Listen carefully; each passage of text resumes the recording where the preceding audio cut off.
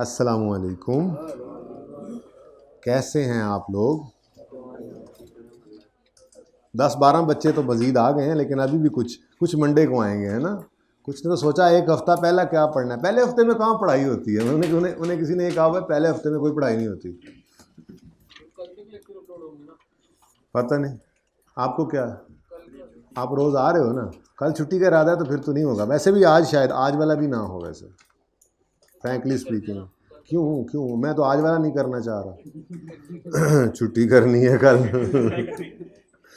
Okay, कल ये question discuss करना शुरू किया था, आज इसको कंप्लीट कर लेते हैं जी फटोफट।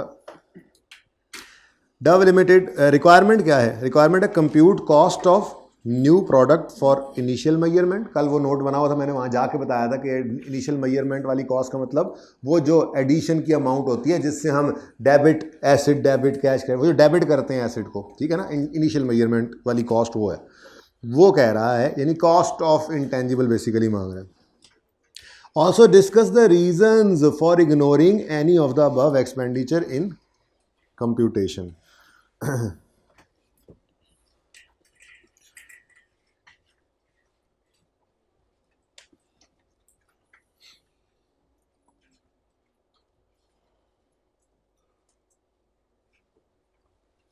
अच्छा जी, आपने उम्मीद है ये चीज़ें ओपन करके रखी होंगी सवाल करते हुए, ताकि आपको पता लगे कि हाँ किस तरह से हमने स्टैंडर्ड को यूज़ करना है, ठीक है ना। आप तो कल आए नहीं, ठीक है, लेक्चर ले लिया था, ये इसी वजह से तो छुट्टी हुई है कल, इसीलिए तो मैं सोच रहा हूँ कि आज से लेक्चर नहीं होंगे। अच्छा, देखते हैं, मुझे तो लगता है आज का नहीं होना, आप कल का कह रहे हैं। अच्छा जी, शुरू करते हैं काम। Dove limited commences development of a new product on 1 January 20। हमारा साल पता नहीं कौन सा है, चलो। In this regard following expenses have been incurred. Evaluation of possible alternatives, मैंने कहा था जी यहाँ से जाके देखोगे तो ये आपको रिसर्च की एक्टिविटी नज़र आ रही है, ये ठीक है जी। उसके बाद प्री प्रोडक्शन प्रोटोटाइप्स ये डेवलपमेंट में पड़े थे। फिर जी पायलट प्लांट, ये पायलट पड़ा हुआ है, पायलट। फिर जी फी टू रजिस्टर लीगल राइट्स, ये रिसर्च डेवलपमेंट की एग्जांपल्स में नहीं थी। फिर ये तो हमने वैसे IS 16 वाले का नॉलेज को यूज़ करते हुए कहा था कि यहाँ पर क्या करते होते हैं, इसको कैपिटलाइज करते हैं, ये तो वैसे ही अभी डिसाइड हो गया। रिसर्च और डेवलपमेंट की एक्टिविटीज़ के बारे में तो फिर डिसीजन बाद में लेते हैं। रिसर्च तो चलो एक्सपेंस हो गई, डेवलपमेंट के बारे में हम डिसीजन तब लेते हैं, ये एक्सपेंस या एसेट है, जब हमें रेक्टिफिकेशन क्राइटेरिया मीट होने की डेट पता लगती है, ठीक है। लेकिन ये तो रिसर्च डेवलपमेंट नहीं थी, ये तो सिंपल जैसे IS 16 में पढ़ा था, और जैसे इसके पहले लेक्चर में पढ़ा था कि इंटेंजिबल की कॉस्ट के अंदर आप डायरेक्टली एट्रीब्यूटेबल कॉस्ट ऐड कर सकते हैं। तो ये जो हमने अपना लीगल राइट रजिस्टर कराया कि अब हमारी ये प्रोडक्ट कोई और इस्तेमाल ना कर सके, ये इसकी कॉस्ट में ऐड करते होते हैं, ठीक है। अच्छा, उसके बाद कॉस्ट ऑफ मैन्युफैक्चरिंग सैंपल्स। तो भाई पायलट प्लांट की अगर ये पूरी बात पढ़े ना, अगर पॉइंट C, तो ये क्या लिखा हुआ है, कहता है the design, construction, operation, design भी किया हमने, फिर कंस्ट्रक्ट भी किया उस प्लांट को, फिर ऑपरेट भी कर रहे हैं। अब आप कहोगे ये तो IS 16 है, IS 16 में प्लांट बन गया है, लेकिन अगली लाइन क्या कह रही है, that is not of a scale economically feasible for commercial production. IS 16 वाला ना समझ लेना, ठीक है, वो वाला प्लांट नहीं है। ये तो सिर्फ इस प्रोजेक्ट के लिए, हम ये वैक्सीन बना रहे हैं, उसके लिए ये प्लांट की ज़रूरत थी, उस पर टेस्टिंग करनी है कुछ, ठीक है। या हम ये जो है वो डिज़ाइन बना रहे हैं, उसके लिए ये प्लांट, जो इंटेंजिबल हम रिसर्च डेवलपमेंट में डाला हुआ है ना हमने, उसके कामों के लिए सिर्फ हमने ये प्लांट लगाया है, ठीक है ना। तो ये डिज़ाइन हो, चाहे कंस्ट्रक्शन हो, चाहे ऑपरेशन हो पायलट प्लांट की, ठीक है, जो इकोनॉमिकली फिजिबल नहीं है कमर्शियल प्रोडक्शन के लिए, वो हमने किया, तो ये डेवलपमेंट एक्टिविटी है। तो फिर हमने वो किस लिए किया, ये प्लांट कंस्ट्रक्ट, डिज़ाइन और ऑपरेट किस लिए कर रहे हैं? अगर हमने ये कमर्शियल प्रोडक्शन में यूज़ नहीं करना, तो फिर क्यों डिज़ाइन बनाया इसका, क्यों कंस्ट्रक्ट किया, क्यों ऑपरेट कर रहे हैं? सैंपल्स बनाएंगे सैम्पलिंग के लिए, ठीक है। तो डेवलपमेंट फेज के अंदर ही टेस्टिंग चल रही होती है ना, टेस्ट रन यहीं पे कर रहे होते हैं हम, ठीक है। तो ये भी क्या है, डेवलपमेंट फेज। फिर ब्रांड बिल्डिंग कॉस्ट, आप इसको इंटरनली जनरेटेड ब्रांड कहकर कॉस्ट कहें, तब भी ये इंटेंजिबल नहीं है, क्योंकि उसमें भी हमने कहा था कि अगर ब्रांड इंटरनली जनरेटेड हो तो चाहे कॉस्ट ये कह भी रहा है कि इतनी कॉस्ट है हम उसको एक्सपेंस करते हैं, लेकिन वैसे ये ब्रांड बिल्डिंग कॉस्ट जो होती है नॉर्मली एडवर्टीजमेंट ही होती है। एडवर्टीजमेंट के ज़रिए आप ब्रांड की पोजीशनिंग वगैरह कर रहे होते हैं, ठीक है ना, ब्रांड हंटिंग, ब्रांड पता नहीं क्या कुछ है, तो आप लोग अब पढ़ते होंगे दूसरे सब्जेक्ट्स में, ठीक है। तो ब्रांड बिल्डिंग कॉस्ट जो है ये एक एडवर्टीजमेंट कॉस्ट होती है, तो इसको हमने क्या कर देना, स्ट्रेट अवे एक्सपेंस, ठीक है। अब कॉस्ट ऑफ मैन्युफैक्चरिंग सैंपल्स 32 नज़र आ रहा है और नीचे लिखा हुआ है NRV ऑफ 20 मिलियन। अब IS2 पढ़ के आने वाले मुसीबत में पड़ गए, अब वो कह रहे हैं ये तो IS2 वाली NRV है। तो क्या ये IS2 वाली NRV है? नहीं भाई, ऐसी बात नहीं है। IS2 लगता है इन्वेंट्री पे, ये इन्वेंट्री है, ये इन्वेंट्री नहीं है। ये हमने टेस्ट रन कर रहे थे, हमने पायलट प्लांट पे कुछ प्रोडक्ट्स बनाई, कुछ सैंपल्स बनाए, वो सैंपल्स हम नॉर्मली बेचा करते हैं। वैक्सीन क्योंकि ट्राई वाली वैक्सीन है इसलिए सस्ती बेची है कि बंदे बुंदे फड़के भी, तो हम कहें हम तो टेस्ट ही कर रहे थे।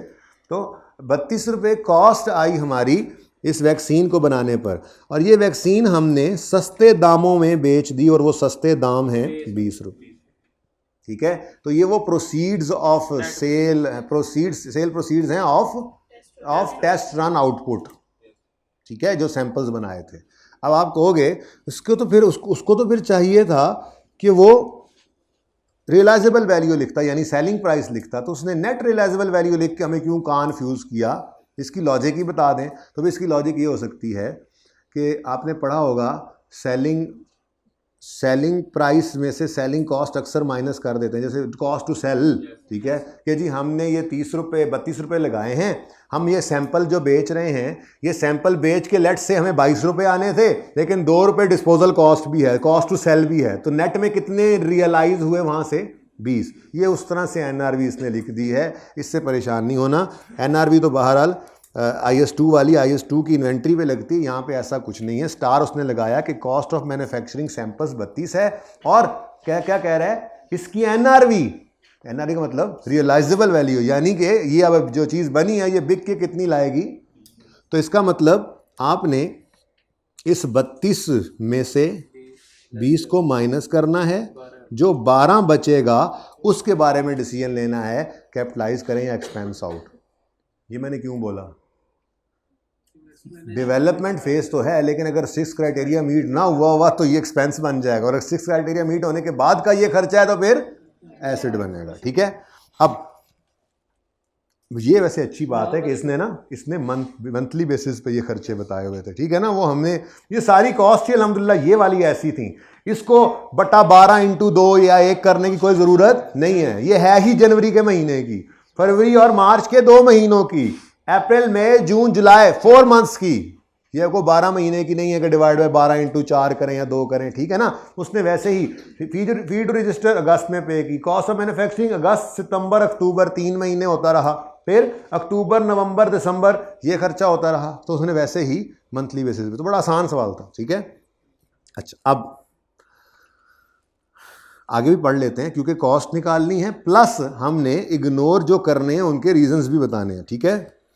DL has also incurred. अच्छा अब देखो ना, देखो साइंस, देखो साइंस मतलब कॉमन सेंस देखो जो चल रही होगी आपकी यहाँ पे। आप कहोगे कि जी इंटेंजिबल के ये पॉसिबल आर्ट रिसर्च भी चल रही है, डेवलपमेंट भी चल रही है, बस डेवलपमेंट में भी क्या, रिसर्च में भी क्या किया है, पॉसिबल अल्टरनेटिव्स को एवेल्यूएट किया। डेवलपमेंट में प्रोटोटाइप्स बना रहे हैं जी, पायलट प्लांट बना रहे हैं जी, फी टू रजिस्टर हो गई जी, cost of sample manufacturing, brand, यानी हम साइंसदानों को कोई पैसे पूसे कोई नहीं दे रहे। साइंसदान यहाँ में यही तुम लोग ही थे ना, साइंसदान सारे तुम साइंसदान थे। तो साइंसदान जो थे, साइंसदान जिनको इस काम पे लगाया हुआ है, इसका मतलब इनको कोई पैसे नहीं दे रहे, कोई ओवरहेड्स नहीं लग रहे, कोई बिजली कोई इस्तेमाल नहीं हो रही, यहाँ से ये पता लग रहा है, ठीक है। तो वो सारी चीज़ें फिर उन्होंने अगले पैरा में बताई हुई थी कि ये खर्चे तो थे ही थे, उससे हट के आगे भी कुछ खर्चे हैं। क्या? DL has also incurred directly attributable salaries. Directly attributable salaries किसकी होंगी? सिक्योरिटी गार्ड की थोड़ी ही होंगी, साइंसदाना दी होंगी, साइंसदानों की, ठीक है।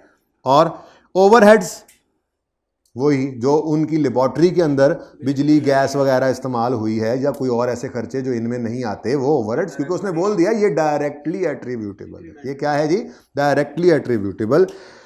तो 5 मिलियन सैलरीज हैं और 1.5 मिलियन, लेकिन ये ईच मंथ है, इन ईच मंथ, ये मंथली है ओवर द डेवलपमेंट पीरियड। अब यकम जनवरी 20 को डेवलपमेंट स्टार्ट हुई है, रिसर्च एंड डेवलपमेंट। आप कहोगे सर जी इधर उन्होंने डेवलपमेंट स्टार्ट कराई, यहाँ पर उसने रिसर्च की एक्टिविटी दे दिया, और यार कुछ नहीं होता। आप नॉर्मली वो कह देता है डेवलपमेंट स्टार्टेड, कह दिया करता है कि आजकल सवालों में कह देता है डेवलपमेंट स्टार्टेड। आगे आपको पता ही है भाई, चाहे डेवलपमेंट भी स्टार्ट हो जाए तो उसमें भी 6 क्राइटेरिया मीट होने से पहले तो एक्सपेंस ही होने। ठीक है, चले। अच्छा, आगे कहता है the recording criteria for capitalisation of internally generated intangible was met on 1 April 2020। जी, यकम जनवरी को डेवलपमेंट शुरू हुई। जनवरी, फरवरी, मार्च, ये 3 महीने तो एक्सपेंस है, चाहे जो भी चीज़ है, चाहे वो रिसर्च हो तो वैसी एक्सपेंस होती है, आगे डेवलपमेंट की भी कोई एक्टिविटी है तो एक्सपेंस। यकम अप्रैल को रिकॉर्डिंग क्राइटेरिया 6 क्राइटेरिया मीट हो गया। And commercial production of the product was commenced on, ये क्या मतलब? इस दिन प्रोजेक्ट एंड हो गया है, हमने वो प्रोडक्ट बना ली है, डिजाइन वगैरह जो भी बना रहे थे, और उसको प्रोडक्शन डिपार्टमेंट के हवाले कर दिया है और कमर्शियल प्रोडक्शन स्टार्ट हो चुकी है। इसका मतलब इंटेंजिबल बनना कंप्लीट हो गया है यकम नवंबर पे। अब कब शुरू हुआ डेवलपमेंट का काम? कब शुरू हुआ? कब शुरू हुआ डेवलपमेंट का काम? मैंने कब कहा कि क्राइटेरिया मीट किस दिन हो रहा है? कब शुरू हुआ डेवलपमेंट का काम? डेवलपमेंट पे काम कब रुक गया?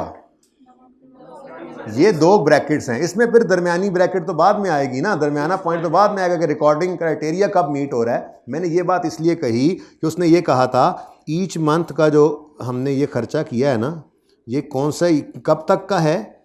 Each month over development period. इसका मतलब यकम जनवरी से 31 अक्टूबर तक 10 महीने के अंदर ये सैलरीज भी पर मंथ जाती रही थी और ये ओवरहेड्स भी जाते रहे थे। लेकिन इस 10 में से जनवरी, फरवरी, मार्च 3 महीने की सैलरीज और ओवरहेड्स ये जाएंगे एक्सपेंस में। अप्रैल, मई, जून, जुलाई, अगस्त, सितंबर, अक्टूबर, ये 7 महीने की सैलरीज और ओवरहेड्स ये जाएंगे एसेट में, एसडी कॉस्ट में, यानी इंटेंजिबल में। कुछ बातें समझ आ रही हैं? तो चलो पहले समझ आई ये बात? तुम्हें ये बात नहीं समझ आई? नहीं आई तुम्हें ये बात समझ? जी,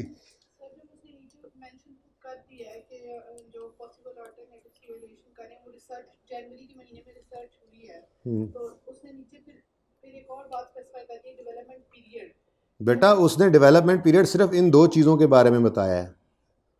ये बात सिर्फ इनकी हो रही है। इवैल्यूएशन ऑफ पॉसिबल अल्टरनेटिव्स पे 2 मिलियन रुपए लगे हैं, वो अलग है।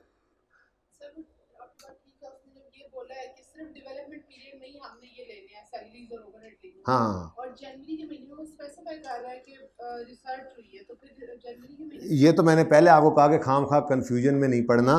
वो जनरली यूं कह देता है कमेंस्ड डेवलपमेंट, काम शुरू करने को वो यूं कह देता है।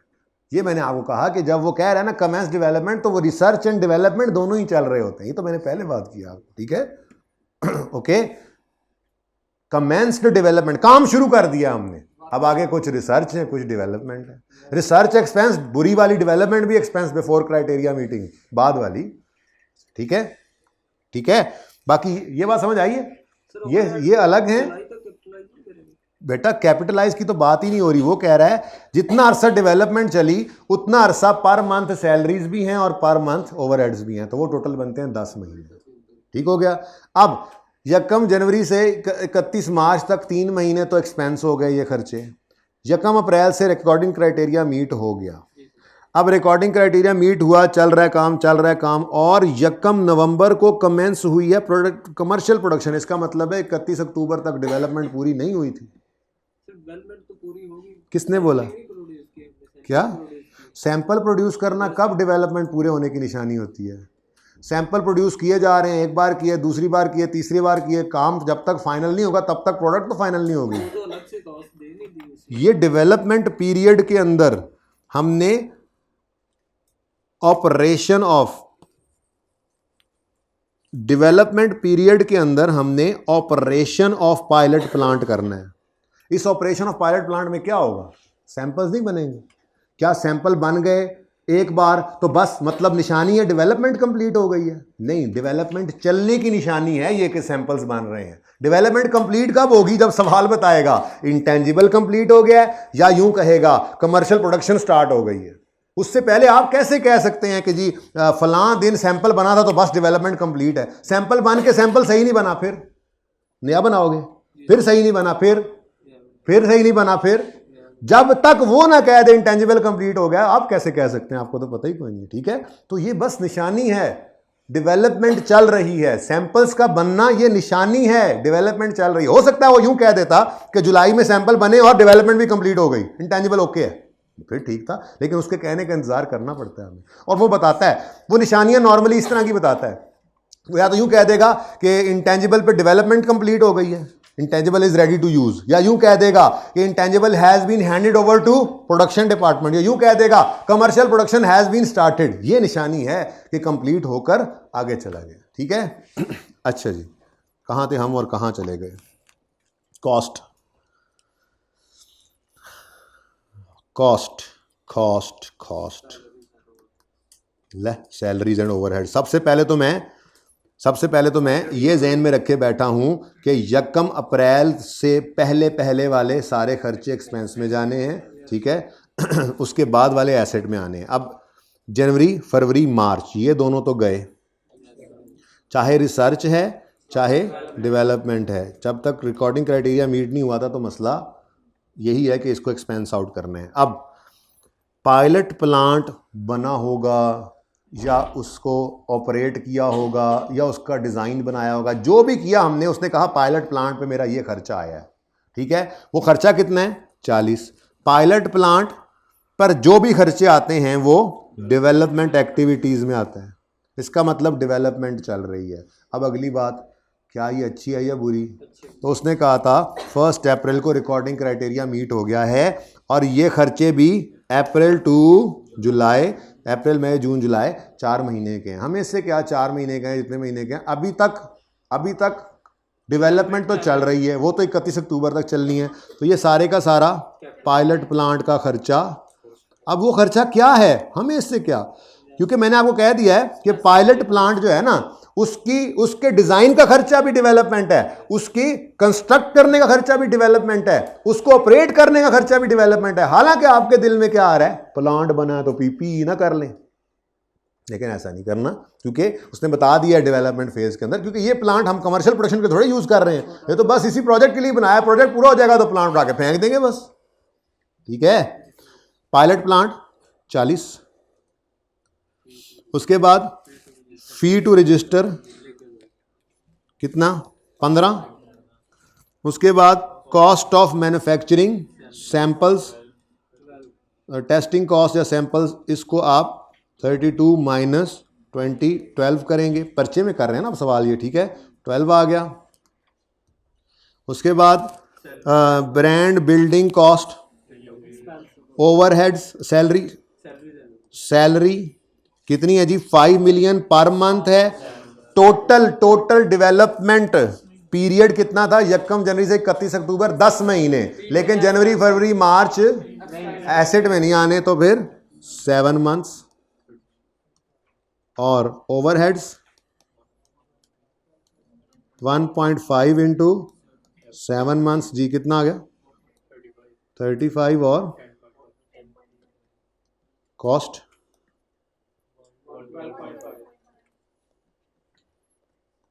ये एक पार्ट हो गया। मतलब अभी रिक्वायरमेंट पूरी नहीं हुई, कॉस्ट आपने निकाल ली है। अब आपने जो चीज़ें इग्नोर की हैं, ठीक है, रीजंस बताते हुए उनको बताना है कि आपने क्यों इग्नोर किया, रीजंस भी बतानी है। ठीक है, वैसे पता तो लगे कि इग्नोर क्या क्या किया है। एक तो हमने 2 और 17, 2 को क्यों इग्नोर किया?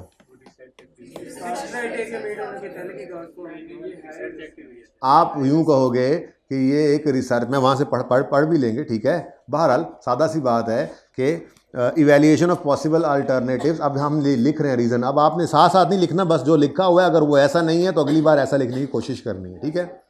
हम क्या लिखेंगे, evaluation of possible alternatives is an example of research activity, therefore it is expensed out या not included in cost of plant, full stop। एक चीज हमने इग्नोर की, हो गई, डन। बोलो नेक्स्ट, प्री प्रोडक्शन प्रोटोटाइप्स। वैसे तो प्री प्रोडक्शन प्रोटोटाइप जो है वो ये डेवलपमेंट फेज की एग्जांपल है, लेकिन यहां पे आके अब हम लिखेंगे क्योंकि 6 क्राइटेरिया मीट नहीं हुआ तो हमने इसको एक्सपेंस आउट करना है, ठीक है।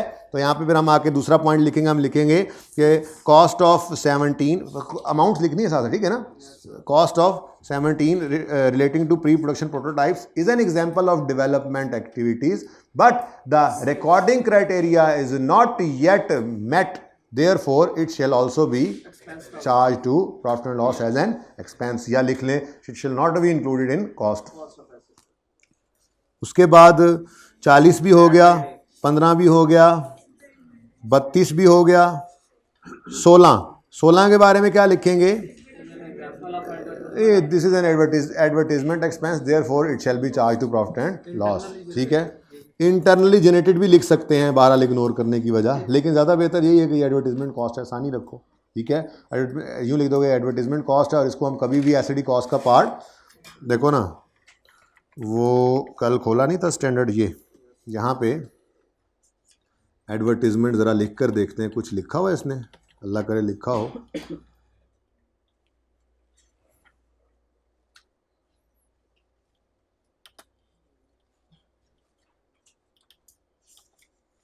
नील नीरा नज़र आ रहा है, पता नहीं इसको क्यों नहीं नज़र आ रहा। चलें, बहरहाल आप इसको देख लेंगे, पैरा भी निकाल लेंगे, मैं आपको फिर बाद में निशान भी लगवा दूंगा। ये निकाल भी रहा है लेकिन फिर भी इसको पता नहीं समझ, इसको मिल नहीं रहा। अच्छा चलें, छोड़ें। बहरहाल आपको बताया हुआ 2 चीज़ें स्पेसिफिकली कही हुई हैं स्टैंडर्ड ने, एक स्टाफ ट्रेनिंग कॉस्ट, दूसरा एडवर्टीजमेंट कॉस्ट। इनको हमने हमेशा एक्सपेंस आउट करना होता है, एसडी कॉस्ट में ऐड नहीं करते। वजह क्या है, हम एम्प्लॉयज़ को या कस्टमर्स को कंट्रोल नहीं कर सकते, ठीक है। तो बहरहाल आप ये लिख देंगे कि brand building cost is an advertisement cost, brand building cost amounting to 16 million is an advertisement cost, therefore it shall be charge to profit and loss as an expense and it shall not be included in cost of plant, cost of product या intangible. उसके बाद और तो कुछ नहीं रह गया। ये जो सैलरी 3 महीने की और ओवरहेड्स 1 महीने के हैं, इनको भी तो छोड़ दिया आपने, ठीक है जी। बोले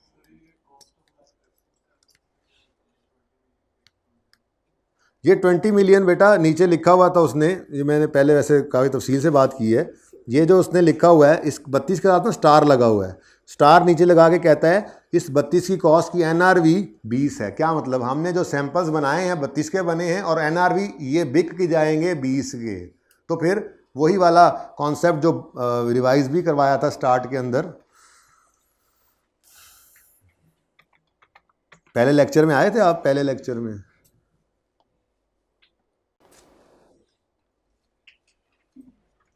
ये यहाँ से समझाया था।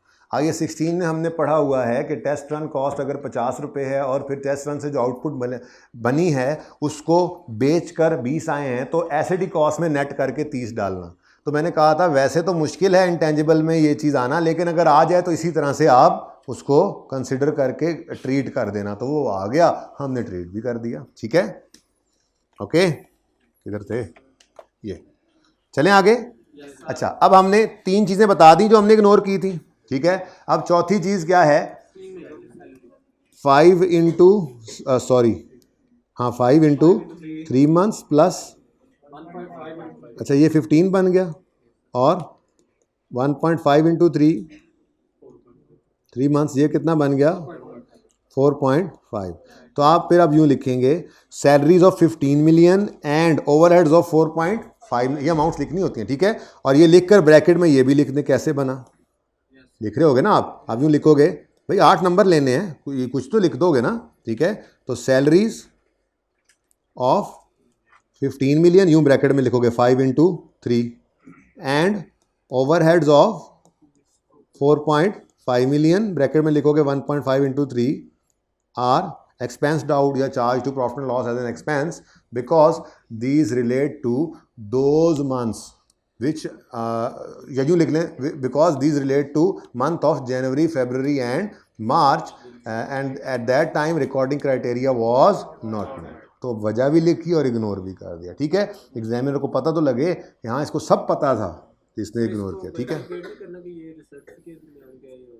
नहीं, रिसर्च उसने कहाँ अलग लिखा हुआ है, उसने डेवलपमेंट शुरू की, एक एक्टिविटी रिसर्च की बताई, बाकी डेवलपमेंट की। इग्नोर क्यों किया है? इग्नोर इसलिए किया है कि उस पीरियड में रिकॉर्डिंग क्राइटेरिया मीट ही नहीं हुआ था, बस। आपको जी पहले में रिसर्च है तब भी एक्सपेंसिव होने हैं, दूसरे में डेवलपमेंट गंदी वैली, बस जाने दो।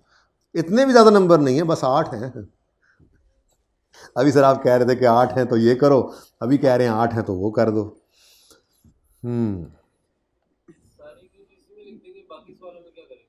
जी बेटा,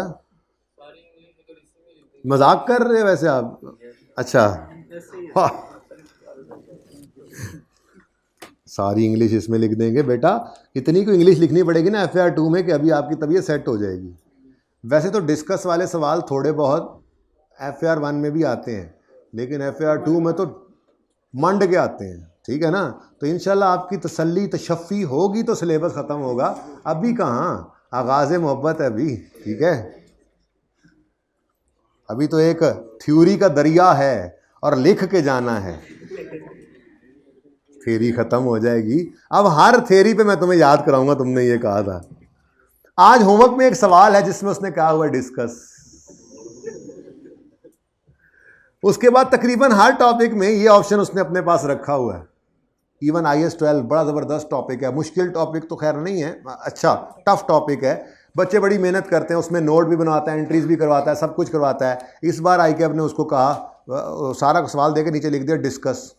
अब बच्चों ने डिस्कस पढ़ने की भी जहमत नहीं की और सवाल सारा वैसे कर रहा है वर्किंग वाला। बाद में कहते हैं ओहो डिस्कस करना था, हमने देखा ही नहीं। चलो वर्किंग के नंबर तो मिल ही जाएंगे उनको, लेकिन डिस्कशन है, ठीक है। तो इंशाल्लाह यू विल सी। अच्छा जी, अब हम करते हैं, अच्छा एक छोटा सा काम और कल आपको कहा था वो उधार न रह जाए, वो भी देख लो।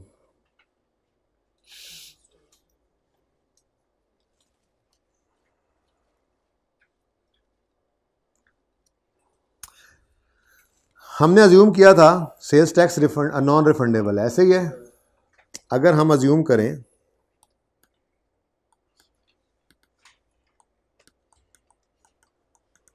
कोई पागल हो सकता है ना जो ये अज्यूम कर ले, तो फिर ऐसी सूरत के अंदर उस पागल को बता तो देना कि एंट्री कैसे होनी है, ठीक है। हाँ जी पढ़ें। परचेज प्राइस 115 है इंक्लूडिंग 15%, इसका मतलब है इसके अंदर 15 रुपये पड़े हैं, 15% भी पड़ा है सेल्स टैक्स का, ठीक है।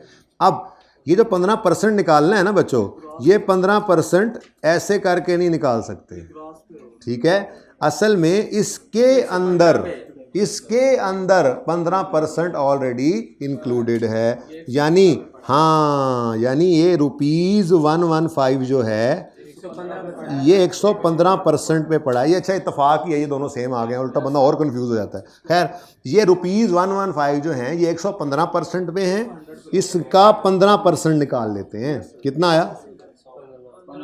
15 ही आया, 15 छाया हुआ है हर तरफ, ठीक है। इसका मतलब ये हुआ कि एंट्री कर लेते हैं, इसकी वाली एंट्री भी कर लेते हैं। ये क्या था? सॉफ्टवेयर था ना जी, सॉफ्टवेयर ख़रीदा था हमने, कल एंट्री की थी सॉफ्टवेयर डेबिट। अब सॉफ्टवेयर जो है वो 100 से 115 से नहीं 100 से डेबिट होगा, प्लस एक और चीज़ भी थी, 5 रुपये, 5 ही थे ना, ट्रेनिंग 2 है, हाँ 5 प्लस 5, ये आ गया 105, ठीक है। उसके बाद कैश हमने क्रेडिट किया हुआ है 122 से, बाकी क्या बचता है जी? बाकी क्या बचता है? अच्छा 2 का एक्सपेंस भी है, ठीक है, ज़रा जगह और बना लेते हैं इधर भी।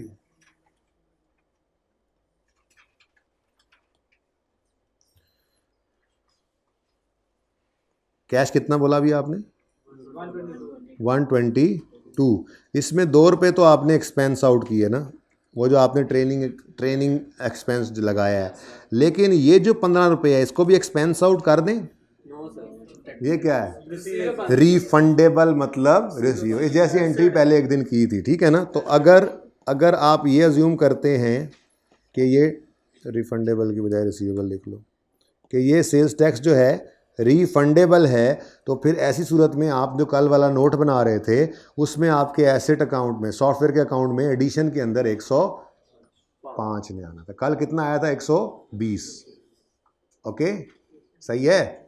हाँ, बाकी को आपने इस सवाल के हिसाब से और कुछ नहीं करना था। बाकी 15 तो करंट एसेट्स के अंदर आप रिसीवेबल के तौर पे शो करोगे ना, पीपीई के नोट पे तो उसने नहीं ना आना था, ठीक है। ओके, तो ये हो सकता है अगर हम अज्यूम कर लें कि हमारा सेल्स टैक्स रिफंडेबल है। तो फिर क्या ख्याल है, यही अज्यूम कर लें या बेहतर है वही जो किया? ठीक है, चलें जी, अब आज का नया काम शुरू करते हैं। मेरे ख्याल से आज हम गवर्नमेंट ग्रांट के बारे में बात करेंगे, थोड़ी सी इंटेंजिबल के पॉइंट ऑफ व्यू, I-38 के पॉइंट ऑफ व्यू से। उसके बाद एक्सचेंज ऑफ एसेट जो FAR 1 में पढ़ा था वही वाला यहाँ पे पढ़ेंगे, बस यहाँ पे हम जो है वो टेंजिबल एसेट भी इंटेंजिबल एक्सचेंज कर रहे होते हैं, ठीक है। उसके बाद फिर एक पास पेपर करते हैं जिसके अंदर बल्कि एक बड़ा इंपॉर्टेंट कॉन्सेप्ट जो आज का सबसे अहम कॉन्सेप्ट होगा वो होगा अमोर्टाइजेशन इम्पेयरमेंट वाला, वो जिसकी थोड़ी थोड़ी तैयारी मैं करवाता आ रहा था, वो करके फिर एक सवाल करवाऊंगा आपको, मैं डिस्कस कर लेंगे छोटे छोटे सवाल करने के बाद टाइम मिला तो, वरना 1 से 2 सवाल होमवर्क में हैं आज, ठीक है, जहन में रखिएगा। तो पेज नंबर 205 पे आ जाए।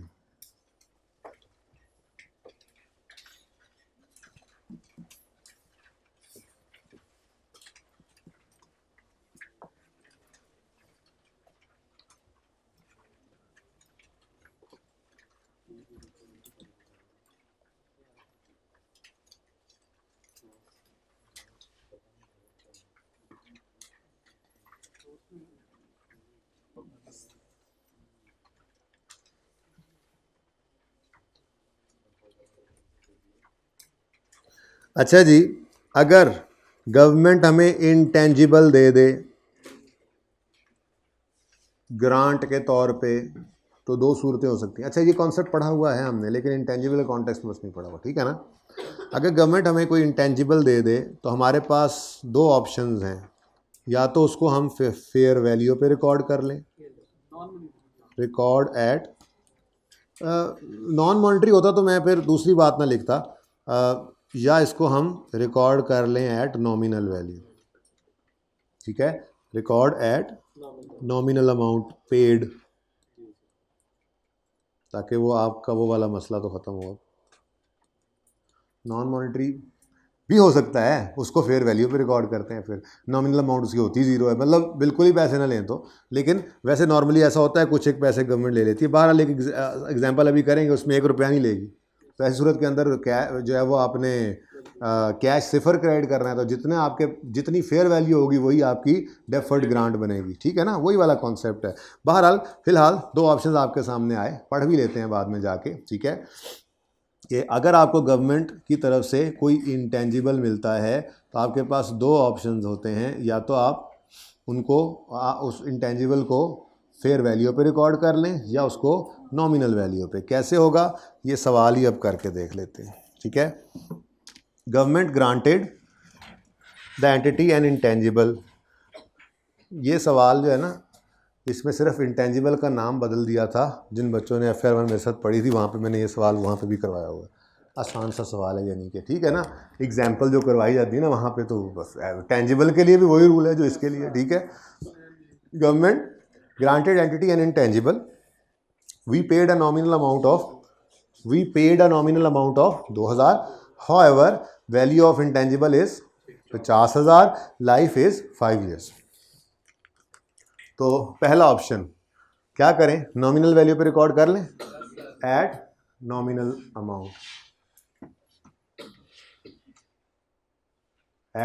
Amount paid. तो एंट्री करेंगे intangible asset debit cash credit 2000 से, ठीक है जी। और अगर हम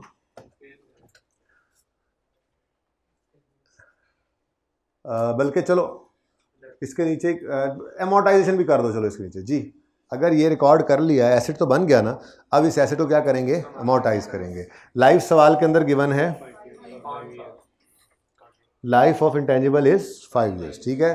तो amortisation expense debit accumulated amortisation credit 2000 divided by कितनी लाइफ, 5 years। आंसर इज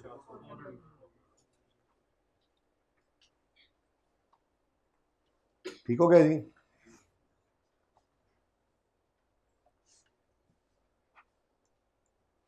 उसके बाद दूसरा ऑप्शन क्या है जी, एट फेयर वैल्यू।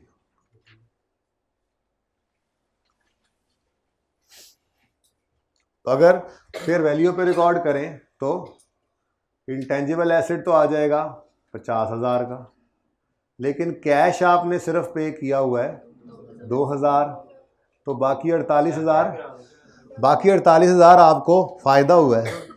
लेकिन ये फ़ायदा सारे का सारा आज ही रिकॉर्ड ना करो, ये जैसे जैसे इंटेंजिबल फ़ायदा देगा अपनी ज़िंदगी में, वैसे वैसे इस एडवांस इनकम को भी इनकम में फेंकते चले जाना, ठीक है।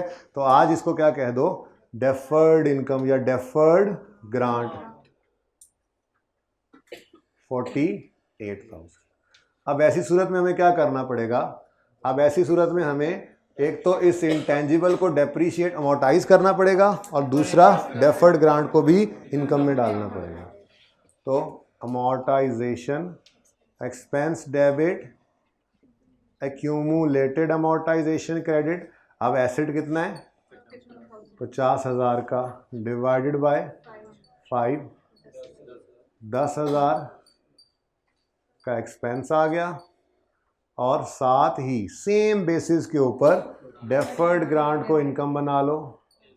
तो deferred grant debit grant income profit and loss के अंदर क्रेडिट, और ग्रांट इनकम में डालेंगे 48,000 बटा 5 कितना 9600।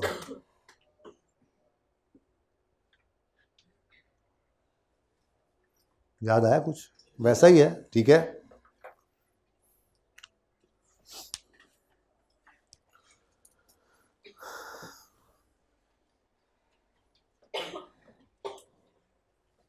अच्छा, मेरा सवाल है आपसे कि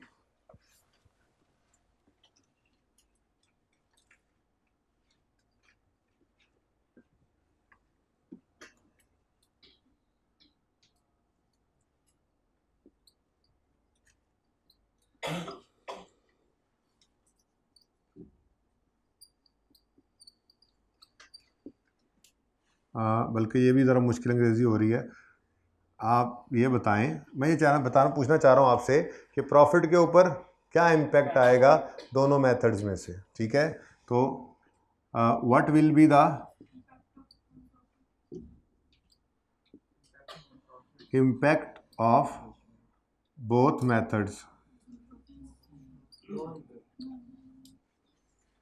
ऑन प्रॉफिट।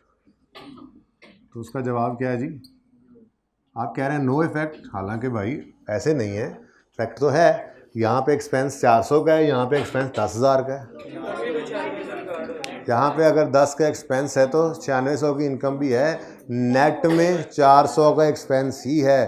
तो प्रॉफिट एंड लॉस में तो नेट में 400 रुपये ही चार्ज हो रहे हैं, चाहे नॉमिनल अमाउंट पे रिकॉर्ड करें चाहे फेयर वैल्यू पे रिकॉर्ड करें। तो प्रॉफिट के ऊपर नो डिफरेंस। चलो अब ठीक है,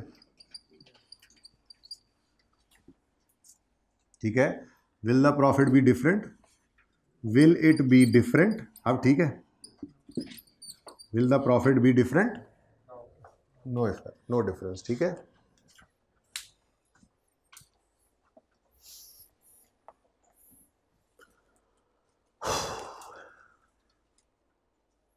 यार ये तो बिल्कुल ही वही बातें हैं, है ना, बोर हो रहे हैं। बस ये आखिरी बात, उसके बाद अमोर्टाइजेशन इम्पेयरमेंट करते हैं, वो इम्पोर्टेंट है बहुत। फिर 3 एक छोटे छोटे सवाल करते हैं, क्योंकि भाई ने कहा 1:15 बजे छुट्टी करनी है, आज जुम्मे है, इसलिए 1:15 बजे छुट्टी भी करनी है फिर, ठीक है। उससे पहले पहले जितना काम हो गया बाकी रोक देंगे, बाकी कल कर लेंगे इंशाल्लाह, ठीक है। किसने कहा कि मेरी छुट्टी है? कल बड़ा इंपॉर्टेंट पढ़ना है हमने, बस देख लो।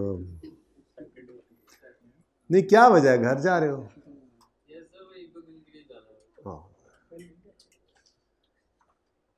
ईद पे जाना, अभी आ तो चुके नहीं घर से, लड़की वाले आ रहे हैं। फोटो भेज देना अपनी, लाइव चैट है कुछ। अच्छा चलो जी, नहीं यार मुझे यकीन। अच्छा जी, आपको याद हो अगर तो एक एग्जाम्पल बचपन में आपको करवाई जाती होगी एक्सचेंज के अंदर, कि आप कोई अपना पुराना एसेट जो है, लेट से आपका ये मोबाइल है, ठीक है, ये 3310 है, ठीक है, ये आपने जाके बाज़ार में एक्सचेंज कर लिया एक नए मोबाइल से, ठीक है, और कोई तो है बहरहाल उससे महंगा ही है, ठीक है। तो ये सैमसंग है, आईफोन है, अच्छा ठीक है, ओके। अच्छा जी, ये फ्रंट साइड है ना, बैक साइड होती तो ज़्यादा अच्छा पता लग जाता है ना। अच्छा जी,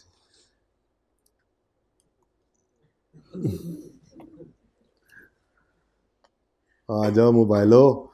अच्छा बच्चों, अब इसमें यार ये क्यों मिटा रहा है बार बार, क्या हो गया इसको? अच्छा जी चलो। अच्छा भाई, अब ये जो भी है मोबाइल, ठीक है, अब ये 2 मोबाइल्स हैं हमारे पास, इन 2 मोबाइल्स के बारे में हमें कुछ इन्फॉर्मेशन दी हो सकती है, ठीक है। नंबर 1, जो पुराना मोबाइल है ये मैंने ख़रीदा होगा, इसकी कॉस्ट होगी, ठीक है। फिर इसको इस्तेमाल कर लेने के बाद इसकी डिडक्शन होती है, तो इसकी बुक वैल्यू, एक चीज़ मुझे इसके बारे में ये पता हो सकती है। दूसरा, मुझे इसके बारे में आज जब एक्सचेंज करने गया फेयर वैल्यू भी पता हो सकती है, ठीक है, ओके। ऐसे ही जो नया मोबाइल है मेरे पास, इसकी भी मुझे फेयर वैल्यू पता हो सकती है, ठीक है। मिसाल के तौर पे मेरा पुराना मोबाइल जो है उसकी फेयर वैल्यू 10 रुपये है, और जो नया मोबाइल में लेने गया उसकी फेयर वैल्यू 100 रुपये है। तो एक नई चीज़ भी बीच में आ जाएगी, फिर वो है कैश पेड की फिगर, ठीक है। और लेट से कैश पेड जो है वो 130 रुपये है, 40 करने हैं, वो ख़ास वजह है। अच्छा, अब अगर सवाल के अंदर, अब स्टेप बाय स्टेप देखिएगा प्लीज़, ठीक है।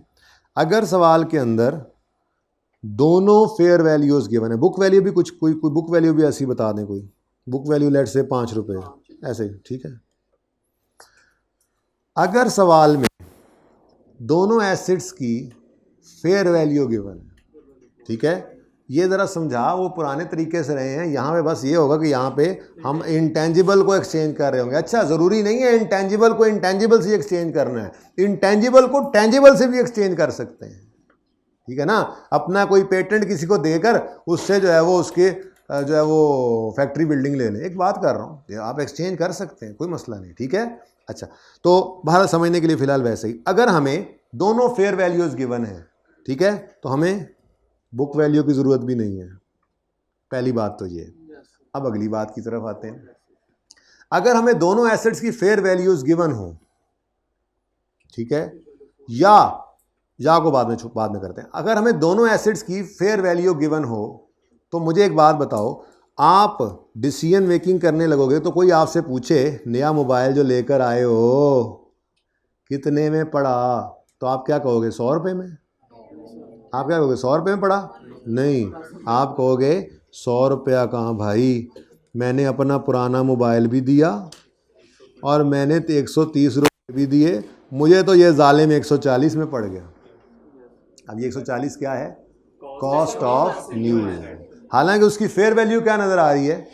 तो जब हमारे पास दोनों की फेयर वैल्यू गिवन हो सवाल में, तो हम दोनों की फेयर वैल्यू गिवन हो तो हम ना तो बुक वैल्यू को लिफ्ट कराते हैं, कितनी थी वैसे बेचारी 5, ना तो हम बुक वैल्यू को लिफ्ट कराते हैं ना न्यू की फेयर वैल्यू को लिफ्ट कराते हैं, बल्कि पुराने की फेयर वैल्यू पकड़ते हैं और जो कैश पे किया या रिसीव भी हो सकता है उसको हम ऐड या लेस कर देते हैं। हमारे पास क्या आ जाता है, कॉस्ट ऑफ न्यू एसेट। ठीक है, तो ये क्या हमने निकाला जी, कॉस्ट ऑफ न्यू।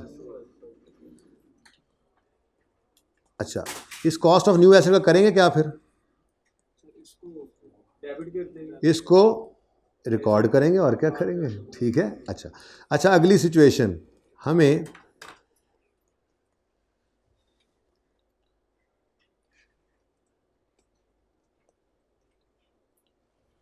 दोनों की फेयर वैल्यू गिवन है, नहीं है, एक ही फेयर वैल्यू गिवन है और वो है ओल्ड की, तो क्या करेंगे, फिर भी यही काम।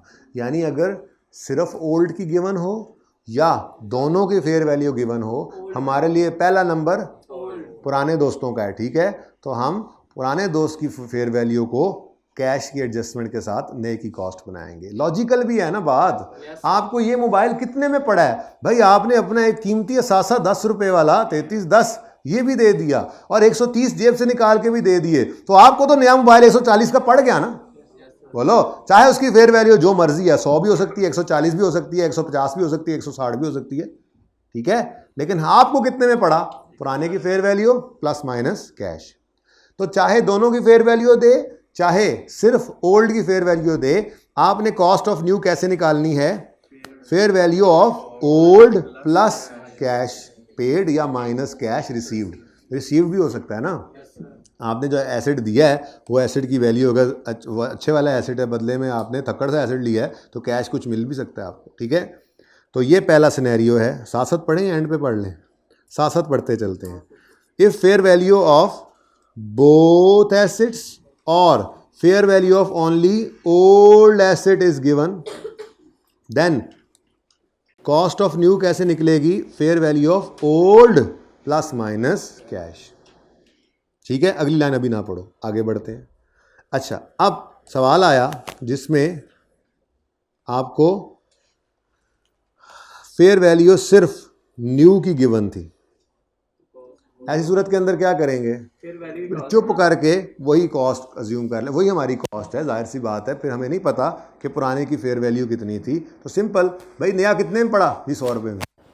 नया कितने पड़ा जी, 100 रुपये में। ठीक है, फिर कैश पेड की फिगर बहरहाल उसको छोड़ें, वो साइड पे कर दें, बाद में देखते हैं सवाल आगे जाकर। तो पॉइंट 2 क्या है, पॉइंट 2 है if fair value of only new asset is given, तो क्या करोगे, कॉस्ट ऑफ न्यू एसेट जो होगी वो fair value of new asset ही होगी। ओके, सही है। अच्छा, फिर कैश जो पे करेंगे वो तो क्रेडिट होता है ना, ये तो हम एसेट अकाउंट में, जिसको जो एसेट अकाउंट में डेबिट करना है, ये असल में वो फिगर निकल रही है। ठीक है, लास्ट सिनेरियो ये है, हो सकता है कि आपको दोनों की फेयर वैल्यू नहीं गिवन, तो फिर आप आओगे और आके बुक वैल्यू को गले से लगाओगे। ठीक है, और फिर वो बुक वैल्यू आपकी प्लस कैश पेड या माइनस कैश रिसीव्ड, ये आपकी नए की कॉस्ट होगी। ठीक है, तो ये तीसरा सिनेरियो है, बचपन वाली बातें भाई। If fair value of both asset is not given, ठीक है, तो cost of new asset is equal to book value of old. ये तो हो गया जनरल बात, ये 2 लाइनें छोड़कर। ठीक है, ये बात याद आती है सारी। अच्छा, अब यहाँ पे एक लाइन लिखी हुई है, fair value of both assets ना गिवन होने का मतलब ये भी होता है ट्रांजैक्शन कमर्शियल सब्सटेंस ही लैग कर रही है, means no cash flow exchange expected after exchange. Truck for truck, क्या मतलब, 2 ट्रांसपोर्ट कंपनीज हैं, ठीक है, क्या नाम है आपका, शहरयार गुड्स, अली गुड्स। ठीक है, ये दोनों जो हैं, इनके पास काफ़ी ट्रक हैं। ठीक है, लेकिन उससे भी बड़ी बात, इसके डिफरेंट रंग इन्होंने किए हुए हैं, इन्होंने डिफरेंट रंग किए हुए हैं। ठीक है, अब ये क्या करते हैं, ये कुछ अरसे बाद ना एक दूसरे से अपने ट्रक चेंज कर लेते हैं। एक जैसे ट्रक हैं, इकट्ठे निकलवाए थे, एक जैसी हालत है, सब कुछ है, ट्रक बदल लेते हैं। अब कि देखने वाले कहेंगे यार इनका बड़ा कारोबार है यार, इनके पास वो नीले ट्रक भी हैं, पीले ट्रक भी हैं, बड़े ट्रक हैं इनके पास। ठीक है, तो इस ट्रांजैक्शन से ना इसको कैश फ्लो में कोई फ्यूचर में इजाफा फ़ायदा नज़र आया, ना इसको नज़र आया, ये सिर्फ ट्रक विद ट्रक। ठीक है, इन्होंने कार विद कार ठीक है, इन्होंने सिर्फ जो है वो अपने एसेट को एसेट के साथ बदल लिया, कोई एडिशनल कैश फ्लो किसी को नहीं मिला। तो ऐसी ट्रांजैक्शन जो होती है उसको कहा जाता है कि ये ट्रांजैक्शन लैक करती है कमर्शियल सब्सटेंस। तो ऐसी सूरत के अंदर फिर हमें बुक वैल्यू पकड़नी पड़ती है, और इन ट्रांजैक्शंस में गेन लॉस नहीं आया करता। गेन लॉस है, वही तो कह रहे हैं, गेन लॉस कोई नहीं है। उन्हें ट्रक में क्या अपने ट्रक घाल दो, मैं अपने घाल रहे हैं, भाई बस गल खत्म। ठीक है, तो क्या फ़ायदा, क्या फ़ायदा हुआ इसको या उसको, सिवाय उसके कि लोगों ने कहा वाह वाह वाह वाह बड़ी बात है जी। ठीक है, अच्छा ये समझ आ गई, ये बात समझ आ गई। अच्छा, अब आखिरी लाइन जो यहाँ पे लिखी हुई है, अगर दोनों एसेट्स की फेयर वैल्यू दे दे और किसी एक के बारे में लिख दे कि वो मोर एविडेंट है, however fair value of acquired asset is more, कहता है बोथ एसेट्स की फेयर वैल्यू दे दे, लेकिन साथ ही कहे जो नया है ना, नया, उसकी फेयर वैल्यू मोर एविडेंट है। क्या मतलब, हर जगह पे वो एसेट पड़ा हुआ है और उसकी फेयर वैल्यू मिल रही है, लेकिन जो पुराना है ना, वो कहीं 15 20 25 50 दुकानों के घूमने के बाद एक बंदा कहता है हाँ रख लूँगा इतने में, अगले के पास जाते हैं ऐसे ही घूम फिर के, तो फेयर वैल्यू मिल रही है लेकिन उसकी एविडेंस इतने ज़्यादा नहीं है जितने के नए एसेट के हैं। तो स्टैंडर्ड कहता है फिर ऐसी सूरत के अंदर भी क्या कर लो, नए को ही ले लो। ठीक है ना, सही है। इसको ज़रा पढ़ लें जल्दी से, जल्दी से पढ़ें, 30 सेकंड में पढ़ लें।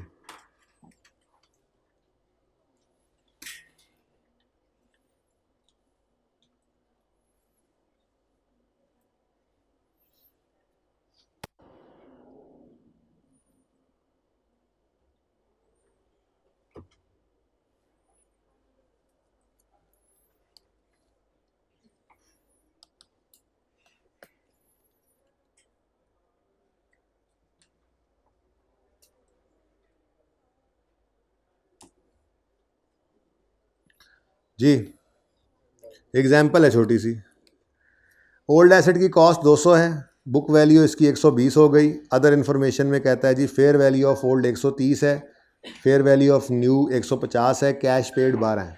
Okay, scenario calculate cost of new asset under following scenarios. Scenario 1, if fair value of both assets is given, तो ऐसी सूरत के अंदर हम कॉस्ट कैसे निकालेंगे जी, कॉस्ट निकालेंगे हम फेयर वैल्यू ऑफ ओल्ड कितनी है प्लस कैश पेड, यानी 142।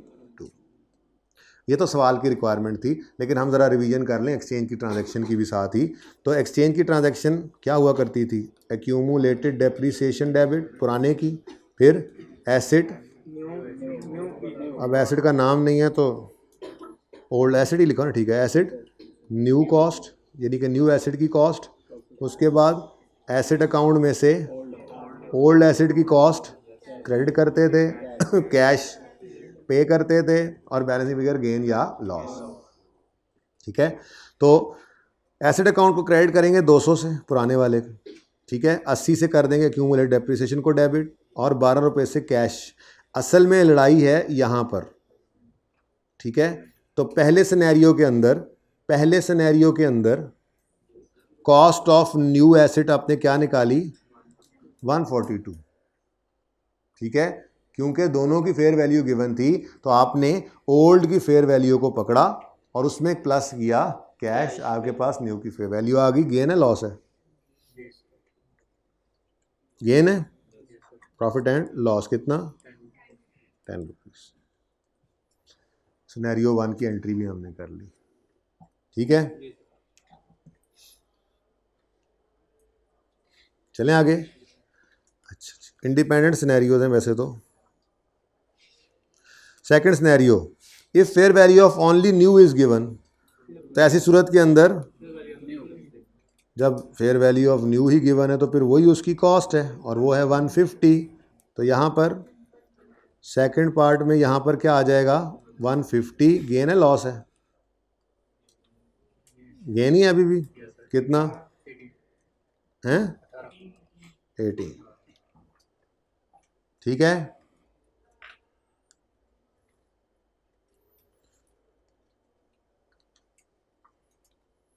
जी थर्ड सिनेरियो है, if fair value of both assets is not given, if fair value of both assets is not given, then cost of new is, ये cost लिखा है, मैं cost of new निकाल रहा हूँ, ठीक है.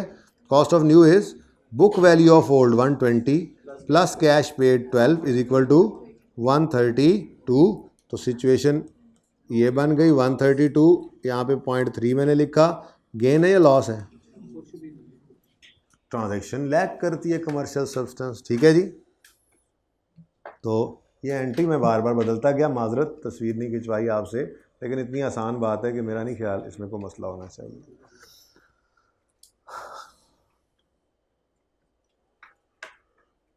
ठीक है. अब तीसरी चीज़ करेंगे अमोर्टाइजेशन इम्पेयरमेंट की डिस्कशन. उसके बाद फिर एक सवाल ऐसा देख लेंगे जिसके अंदर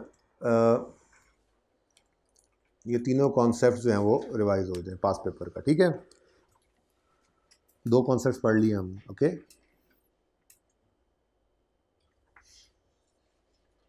इजाज़त है.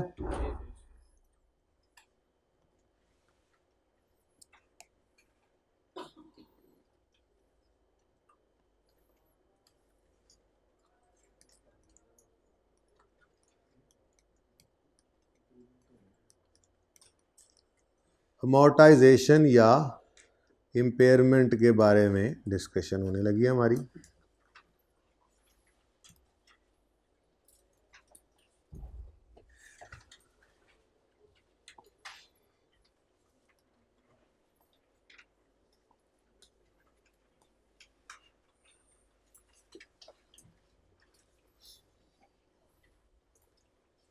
अच्छा जी, अब ये 2 कैटेगरीज हैं हमारे इंटेंजिबल्स की. ठीक है, 2 कैटेगरीज हैं. इन दोनों को मैं अलग अलग डिस्कस कर देता हूँ आपके साथ. पहली कैटेगरी है 3 इंटेंजिबल्स के बारे में बात है. पहली कैटेगरी में 3 तरह के इंटेंजिबल्स आते हैं, और मुझे लगता है ऐसे है कि वो इक्का दुक्का करके हमने बात भी की हुई थी. जैसे चलो एक की बात अगर नहीं भी हुई बहुत क्लियरली, तो वो जाकर वैसे भी होनी है कंसोलिडेशन में. वो है परचेज्ड गुडविल. मैंने इंटरनली जनरेटेड नहीं लिखी, वो इंटेंजिबल है ही नहीं. जब इंटेंजिबल ही नहीं है तो फिर ये कहानी तो बाद में आती है, ये सवाल तो बाद में उठता है कि अमोर्टाइज करें या ना करें. ठीक है, तो परचेज्ड गुडविल अगर है तो ये इंटेंजिबल होता है. फिर अगली बात आती है ऐसे अमोर्टाइज करें या ना करें, इम्पेयर करें या ना करें. ठीक है, इंटरनली जनरेटेड गुडविल तो इंटेंजिबल ही नहीं है. इंटेंजिबल जब कोई चीज़ बनती है तो फिर इस कैटेगरी में आती है. ठीक है, पहली कैटेगरी तो वही है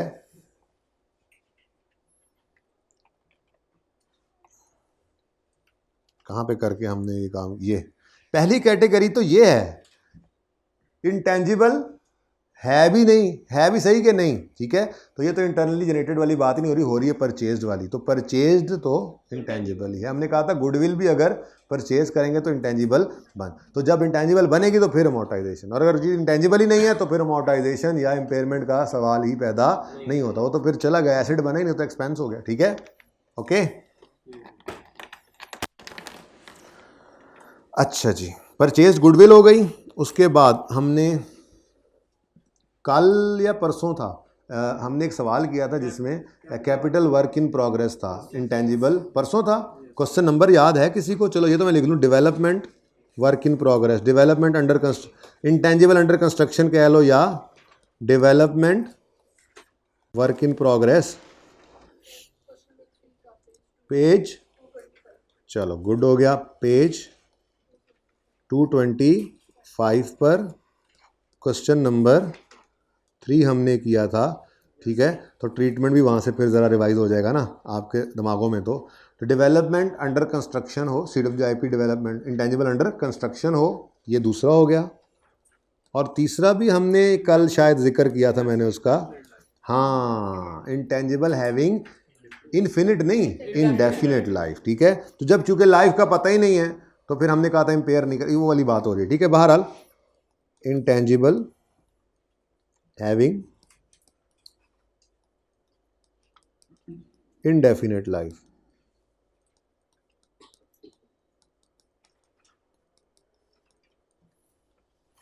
ये तीन इंटेंजिबल्स जो हैं IS 38 इनके बारे में कहता है डू नॉट अमोर्टाइज, इन तीनों को अमोर्टाइज नहीं करना, डू नॉट। देखो ना, लॉजिकली बात समझ भी आती है। एक इंटेंजिबल की लाइफ डेफिनेट ही नहीं है, पता ही नहीं है कितनी जिंदगी है, तो कितने, तो कैसे करें हम अमोर्टाइज, ठीक है। फिर अगर एक इंटेंजिबल अभी बना ही नहीं है तो कैसे करें उसको अमोर्टाइज, ठीक है।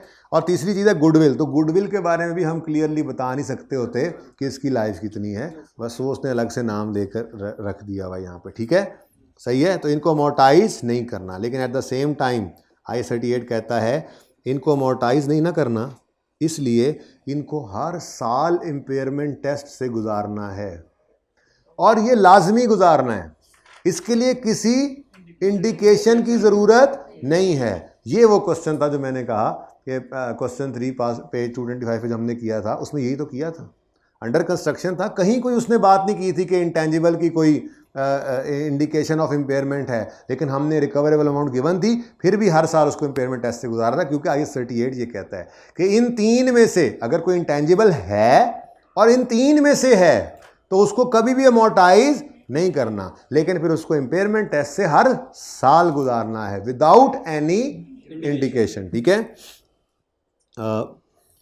Test for impairment annually.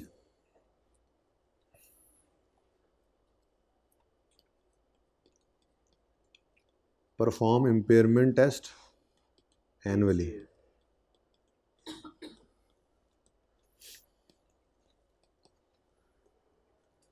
Annually, ठीक हो गया।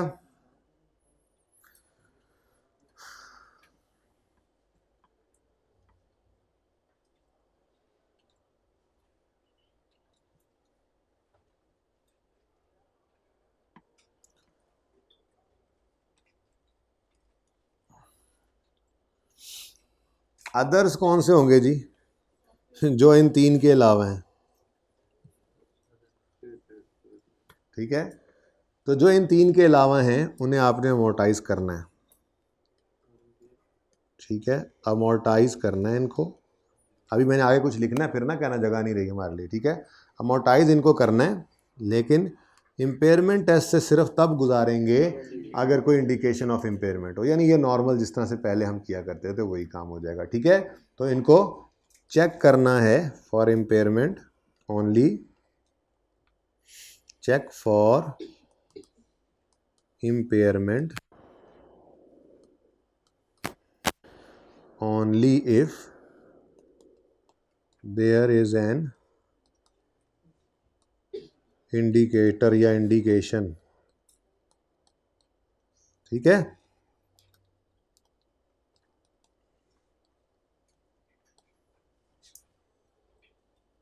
ठीक हो गया।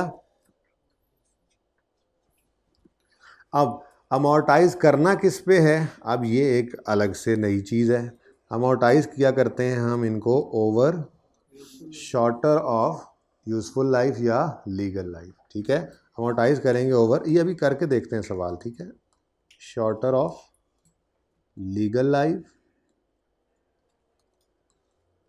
या यूजफुल लाइफ। असल में ना टेंजिबल्स में लीगल लाइफ का कोई कॉन्सेप्ट था नहीं, इंटेंजिबल्स में लीगल लाइफ का भी कॉन्सेप्ट आ जाया करता है। जैसे आपको फिशिंग या माइनिंग लाइसेंस मिला था, तो ये क्या था, ये एक लीगल लाइफ थी, इसकी एक लीगल राइट था, एक ख़ास अरसे के लिए आपको उस जगह से फिशिंग या माइनिंग करने की इजाज़त मिली हुई थी, ठीक है, सही है। तो amortise over shorter of legal life या यूजफुल लाइफ। लें जी, ये डिस्कशन है पूरी, इसकी आप पिक्चर लेना चाहें तो ले लें, उसके बाद क्वेश्चन शुरू करते हैं।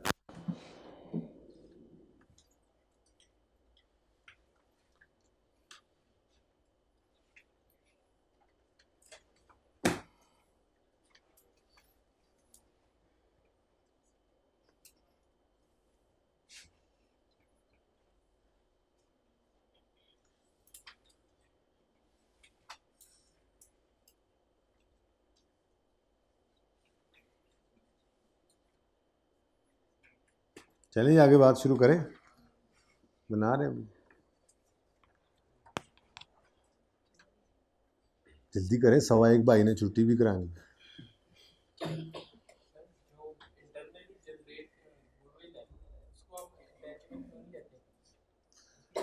उसकी कॉस्ट रिलायबली मेजर नहीं हो सकती।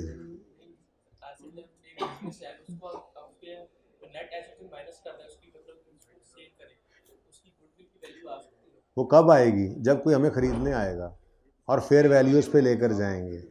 हम तो इसको कॉस्ट के ऊपर रिकॉर्ड कर सकते हैं ना। इनिशियल मेजरमेंट तो एसेट की एट कॉस्ट होती है, ठीक है। तो ये गुडविल जो है ये आपकी अपने नाम की जो है मतलब मशहूरी, वो आपकी किताबों में एसेट नहीं है। हाँ, अगर आपको कोई आके एक्वायर करेगा तो वो इसके पैसे भी देगा, तो उसके लिए वो गुडविल है। ये कंसोलिडेशन में जाके समझ आएगी।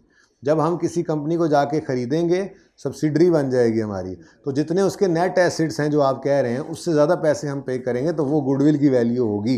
लेकिन वो गुडविल की वैल्यू सिर्फ कंसोलिडेशन पर्पस के लिए पेरेंट अपनी किताबों में शो करेगा, वो भी कंसोलिडेटेड फाइनेंशियल स्टेटमेंट में। वो इंशाल्लाह वहीं जाके पढ़ेंगे, ठीक है।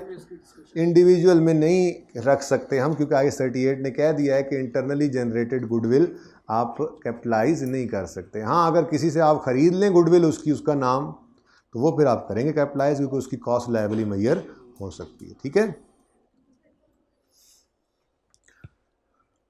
अच्छा जी, अब ये क्लियर है? क्लियर? थोड़ी एग्जांपल एक दो कर लेते हैं। भाई के सवाल से भी मुझे थोड़ा सा डर लग गया, ठीक है। थोड़ा सा पक्का कर लें हम इन चीज़ों को, ठीक है। हमने एक इंटेंजिबल क्या ख़रीदा? सॉफ्टवेयर ख़रीदा। We purchased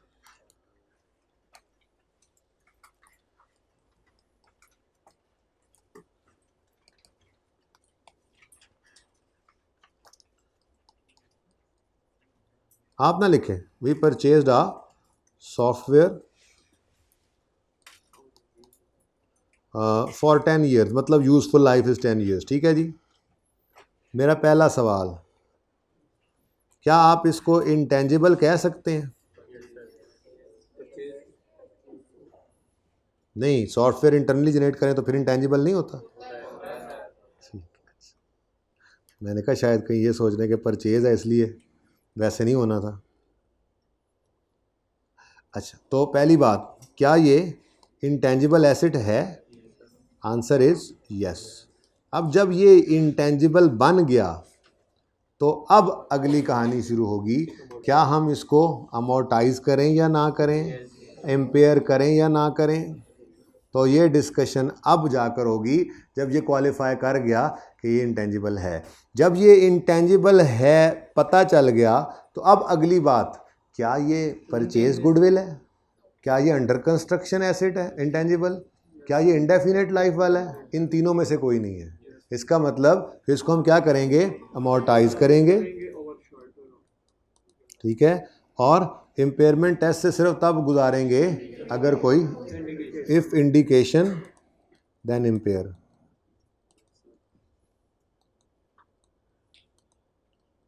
okay, next example बना लें जी।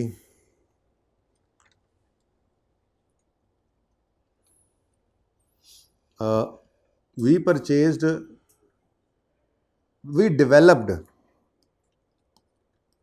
a customer list, we developed a customer list। हमारा अंदाज़ा है कि इससे हमें 10 साल फ़ायदा मिलेगा। Life is 10 years. इसको 10 साल पे मोर्टाइज कर देंगे। नॉट इज, इंटेंजिबल ही नहीं है। जब इंटेंजिबल नहीं है तो फिर अगली कहानी की तरफ जाना ही। ठीक हो गया। लास्ट इज वी परचेज्ड, भाई कह रहे हैं licence, we purchased a licence for, life वाला हो गया ना, for an indefinite period. Life वाला तो ऊपर हो गया ना ऐसे। अच्छा, लाइसेंस है, परचेज किया है, तो ये इंटेंजिबल तो है, ठीक है। इंटेंजिबल है तो अगली कहानी की तरफ हम चले जाएंगे, यानी हम इसको इम्पेयरमेंट करेंगे या नहीं करेंगे, ये सोचना है अब हमने, ठीक है। तो जब हमने देखा कि ये इनडेफिनेट पीरियड वाला एसेट है तो फिर हमने कहा इसको हम अमोर्टाइज नहीं करेंगे, डू नॉट अमोर्टाइज, ठीक है। इम्पेयरमेंट टेस्ट एवरी एनुअली, जी विदाउट, आप दिल में बस अब याद कर लें, ठीक है। तो ये 3 तरह की कैटेगरीज हो सकती हैं, या तो एक चीज़ इंटेंजिबल ही नहीं है तो फिर ये सवाल पैदा ही नहीं होगा। अगली चीज़ क्वालिफाई कर जाती है एक चीज़ इंटेंजिबल है तो फिर हम ये देखेंगे कि वो 3 की कैटेगरी में है, ये परचेज गुडविल या इंडेफिनेट पीरियड वाला या अंडर कंस्ट्रक्शन है, तो फिर इसको मोटाइज नहीं करना, हर साल इम्पेयरमेंट टेस्ट से गुजारना है। और अगर इन 3 के अलावा है और इंटेंजिबल है तो फिर मोटाइज करना है over shorter of legal life और यूजफुल लाइफ, और इम्पेयरमेंट टेस्ट से सिर्फ तब गुजारना है अगर कोई इंडिकेशन हो, ठीक है। चलो अब इसकी प्रैक्टिस करते हैं, फिर छुट्टी का सोचते हैं। हमने करना है, एक मिनट पेज 225 पे आ जाएं, मुझे फिर ये बाद में दोबारा देखना पड़ना था, ठीक है जी। सवाल कहाँ से आ रहा है? हाँ, तो स्लो यूनिवर्सिटी वाली में 1:45 पे भी है ना, कोई बात नहीं, जुम्मा उधर भी हो जाता है, मस्जिदें सारी अल्लाह के घर हैं, क्या हो गया। पिक लेनी है किसको? भाई कह रहे हैं अगर 1 बजे छुट्टी कर देना तो फास्ट यूनिवर्सिटी वाले में 1:15 होगा, तो मैंने कहा स्लो यूनिवर्सिटी वाले में 1:45 पढ़ लेंगे, ठीक है। वो ऐसे तो इससे भी लेट अगर हो जाओ तो मैं बताता हूँ, यहाँ पीछे वो है ना मिनहाजुल कुरान 3 बजे भी होती, जुम्मे बड़े, ये बरकत है माशाल्लाह, मुख्तलिफ वक्त में जुमे होना, ये सहूलत है, ये मेरे आप जैसों के लिए सहूलत है। कोई किसी वक्त फारिग हो, किसी वक्त फारिग हो, किसी का जुम्मा ना रहे। हम भाई 1:45 पढ़ेंगे। कौन सा सफ़ा बताया था यार? ज़्यादा तो नहीं पढ़ लिया आज कुछ पढ़ा नहीं। देखो आज तो मैं उठा भी नहीं, बैठे बैठे ही पढ़ाई जा रहा हूँ।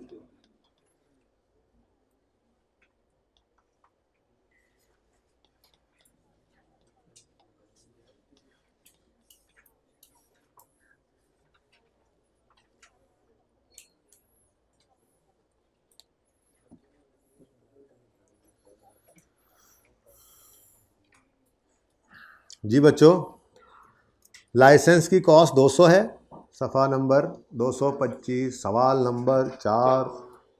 लाइसेंस की कॉस्ट है 200, लीगल लाइफ 10 साल, useful life expected period of cash generation है 12 साल। भाई देखो, आपको एक माइन का लाइसेंस मिला है और गवर्नमेंट ने वो लाइसेंस आपको दिया 10 साल के लिए। वहाँ के लोकल्स को आपने कांटेक्ट किया और पूछा भाईजान इस कान में से कब तक नमक निकलता रहेगा या मादनियात? उन्होंने कहा जी हमारा अंदाज़ा है कि तकरीबन 12 साल तक यहाँ से मादनियात निकलेंगी। अब आप बताओ, आप इस 200 की कॉस्ट को 12 साल पे अमोर्टाइज करोगे ना भाई? भाई 11वें साल के पहले दिन जब आप कदाल उठाकर जाएंगे तो वहाँ पे आपको कोई एंटर नहीं होने देगा। तो आपकी बला से 12 साल हो या 15 साल हो, यानी वो एसेट जितना मर्जी साल फ़ायदा देने के लिए तैयार खड़ा हो, आप तो मैक्सिमम वहाँ से 10 साल ही फ़ायदा ले सकते हैं, ठीक है। इसका मतलब दोनों में से शॉर्टर लीगल लाइफ बनी तो हम अमोर्टाइज भी किस पे करेंगे? लॉजिकली भी समझा, लेकिन रूल भी यही है, ठीक है, कि अमोर्टाइजेशन हम करते हैं over shorter of legal life या यूजफुल लाइफ। अब लीगल लाइफ कितनी है? 10 साल, यूजफुल लाइफ 12 साल, तो हम यूज़ करेंगे 10 साल को, 200/10 कितना? 20, अमोर्टाइजेशन कितनी आ जाएगी? 20, ठीक हो गया। यहीं पे एक और सवाल ऐड कर लेते हैं ज़रा, इसका डिफरेंट करके, अगला ना फिर और डिफरेंट हो रहा है। क्वेश्चन 4A, इफ, बाकी सब सेम,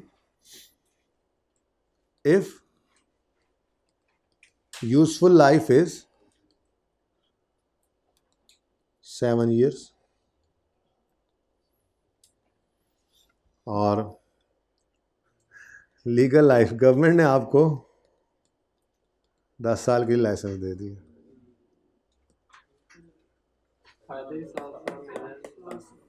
आपको फिशिंग का लाइसेंस मिला है, ठीक है जी, 10 साल के लिए, और वह मुकामी माहीगीर कह रहे हैं 7 साल बाद यहाँ पे आपको मिलना कछुआ कोई नहीं है, आप फिश की बात करते हैं। अब चाहे आपको ये लाइसेंस 10 साल के लिए मिला हुआ है, आपने 7 साल के बाद वहाँ से फ़ायदा उठा ही नहीं सकना इस एसेट से, तो फिर आपको अमोर्टाइज करने के लिए 10 साल या 7 साल यूज़ करने चाहिए। बोलो 10 साल या 7 साल?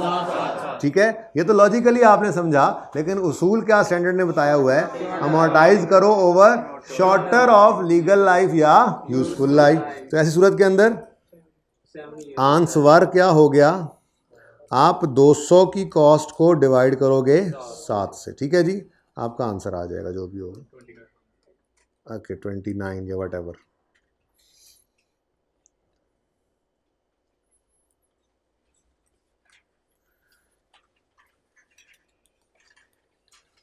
नेक्स्ट क्वेश्चन है जी, समझ आ गई जी?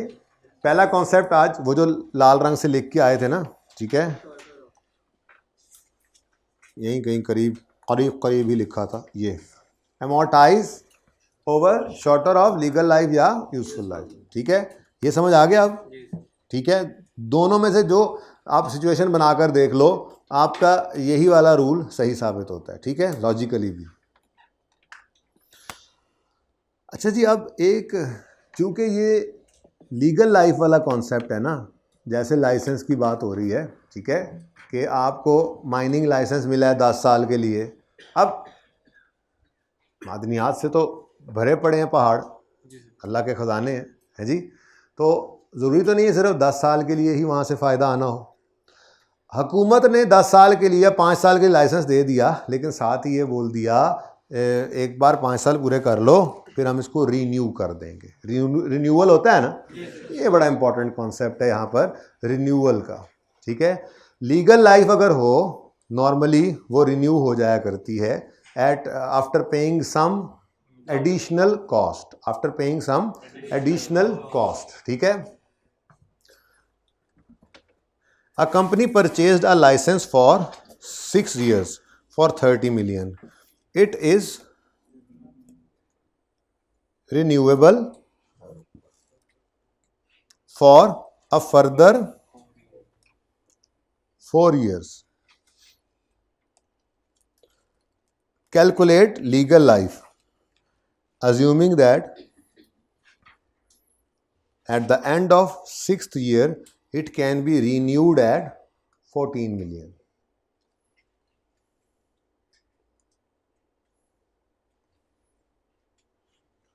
कितने साल हैं जी? 6 हैं पहले, 1 2 3 4 5 6, उसके बाद रिन्यूअल हो सकता है, ठीक है जी, और वो मज़ीद कितने साल के लिए हो सकता है? 4 के लिए बेटा, 1 2 3 4, ठीक है। अब इस वक्त आप खड़े हैं बच्चों यहाँ पर स्टार्ट में, यहाँ खड़े होकर लीगल लाइफ आपसे पूछ रहा है सवाल, लीगल लाइफ 6 साल अज्यूम करें, या देखो यूजफुल लाइफ भी तो अंदाज़ा ही होता है ना, जैसे लगाते हैं ऐसे ही, लीगल लाइफ कुछ 6 साल लें या ईयर 1 2 3 4 5 6, ये 6 ईयर का एंड है, 1 2 3 4 5 6 ईयर के एंड पर 6 साल लीगल लाइफ लें या 10 साल ले लें? आपके दिल में क्या आता है? 6 साल लें, क्यों? कोई लॉजिकल रीज़न? ऑप्शन है, एक्सरसाइज करेंगे या नहीं करेंगे? क्यों आपकी ये जजमेंट क्यों इस तरह से लग रही है? क्योंकि 6 साल बाद जाके हालात देखेंगे, पता नहीं तो कुछ निकलना भी है कि नहीं, ठीक है, और फिर 6 साल के एंड पर कोई मुफ्त में तो मिल नहीं रहा कि हम कहें ठीक है कभी तो आ ही जाएंगी मछलियाँ सर्बिया से, ठीक है, बात समझ रहे हो? ठीक है, तो इसका मतलब 30 के मुकाबले में रिन्यूअल कॉस्ट, ये क्या है? ओरिजिनल कॉस्ट, ये क्या है? Renewal cost. रिन्यूअल कॉस्ट जो है वो 14 है, ठीक है, 30 के मुकाबले में ये ना होने के बराबर है।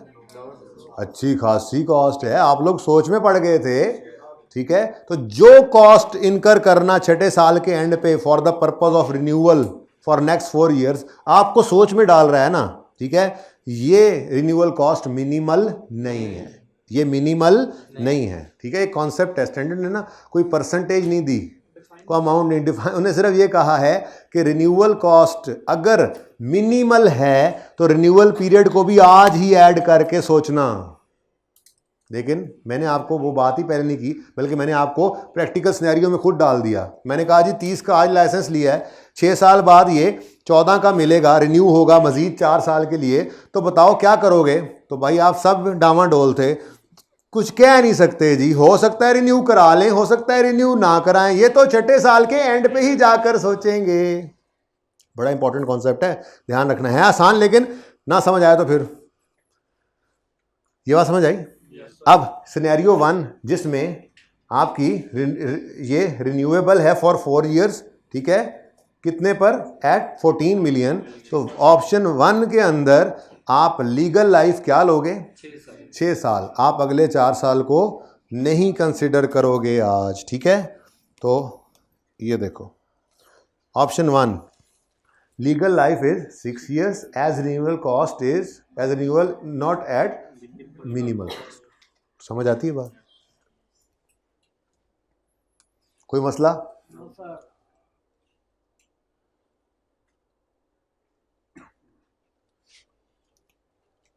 अच्छा जी, दूसरा ऑप्शन क्या है? दूसरा ऑप्शन ये है 30 रुपए का आज आपने लाइसेंस लिया और छठे साल के, ये 6 साल के लिए 30 रुपए में मिला, और छठे साल के एंड पे आपको अगले 4 साल के लिए सिर्फ 1 रुपए में मिल रहा है। हाँ भाई, क्या ख्याल है?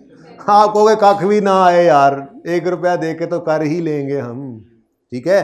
30 के मुकाबले में 1 ना हो, देखो कुछ तो सोचा होगा कि 6 साल के लिए 30 मिलियन देने पे तैयार हुए, ठीक है। तो हमें क्या कहा जा रहा है, ऑफर क्या दी जा रही है? छठे साल के बाद आगे 4 साल के लिए सिर्फ 1 मिलियन में आपको ये लाइसेंस मिल जाएगा। तो फिर ये 30 के, तो ये फिगर आई कैप ना बड़ी खुली डुली फर्क के साथ फिगर रखता है, ताकि आपको कंफ्यूजन ना हो, क्योंकि स्टैंडर्ड ने कोई परसेंटेज नहीं ना दी। स्टैंडर्ड ने ये नहीं कहा कि 10% हो या 5% हो या 2% हो या 1% हो तो मिनिमल है। स्टैंडर्ड ने सिर्फ आपकी जजमेंट पे छोड़ दिया। भाई को जगा देना जरा, मटीरियलिटी, जिस तरह से मटीरियलिटी का कॉन्सेप्ट जो है वो जजमेंट के ऊपर है आपकी, ठीक है। कोई चीज़ मेरे लिए मटीरियल हो सकती है, आपके लिए हो सकता है वो मटीरियल ना हो। इसी तरह से ये मिनिमल है, ये मिनिमल भी उसने आपकी जजमेंट पे छोड़ा है, लेकिन आईकैप की ये मेहरबानी है कि वो खुला डुल्ला फर्क रखेगा। वो यूं कहेगा 100 के मुकाबले में 2 मिनिमल, ठीक है, 300 के मुकाबले में ऐसे ही 4-5 मिनिमल। ये क्या है, ठीक है ना। ये कुश्ती करा के देख लो 30 से 1 की क्या कुश्ती होनी है, लेकिन 30 से 14 फिर भी लड़ जाते हैं, भिड़ जाते हैं, ठीक है ना।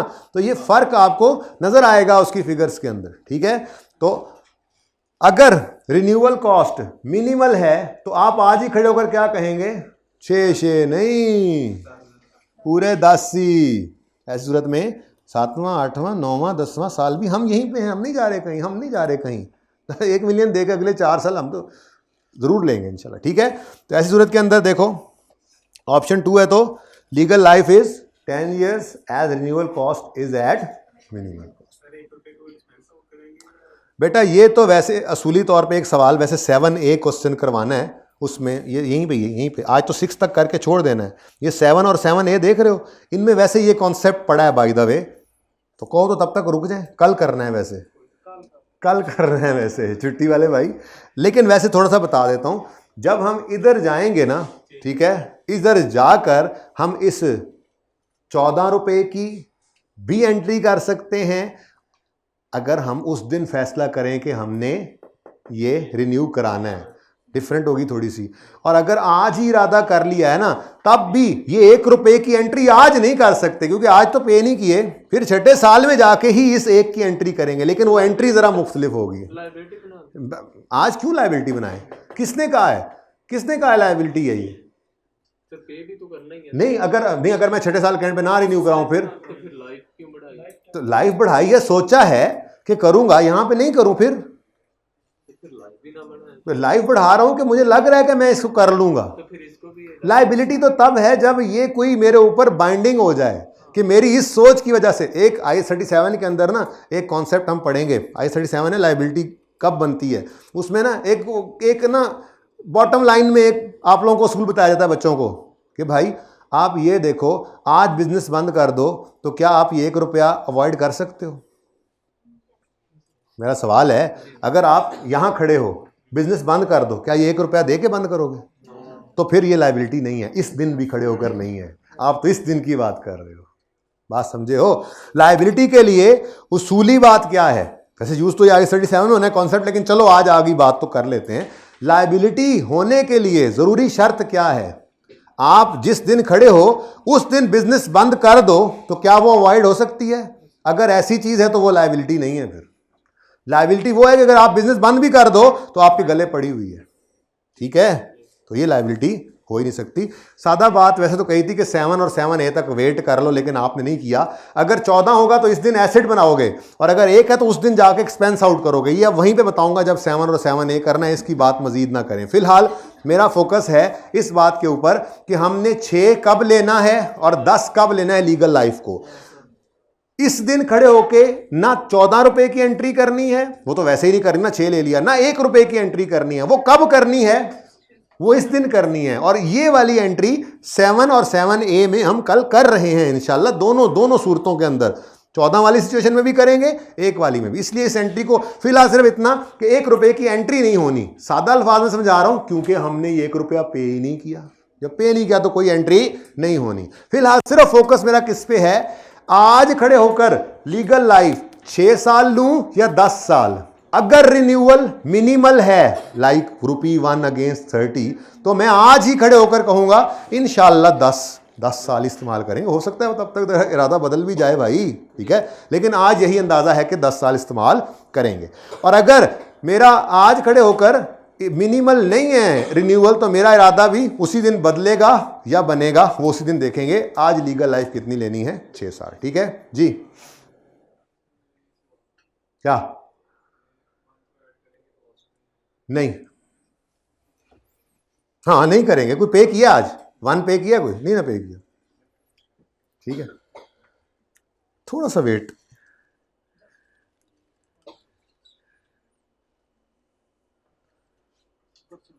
सॉरी,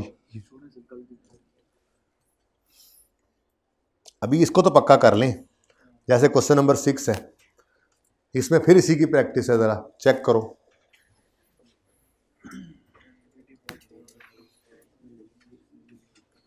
कल फिर नए सिरे से समझ लेंगे, कोई मसला नहीं है। अगर आपको मसला होगा तो ठीक है ना, लेकिन रहेगा नहीं कल तक। अभी तो बस सादा बात है भाई, 1 रुपया जब पे नहीं किया तो फिर किस लिए रिकॉर्ड करें, ठीक है? हो सकता है 6 साल के एंड पे हमारा इरादा बदल जाए, तो जब बदल जाएगा तो फिर आप कहते हो जी उस वक्त अमोर्टाइजेशन जो चीज़ बची होगी तो ठीक है, बस वो उस वक्त डिस्पोजल की एंट्री कर लोगे। कभी नहीं की डिस्पोजल की एंट्री, एसेट बचा पड़ा हो तो, ठीक है।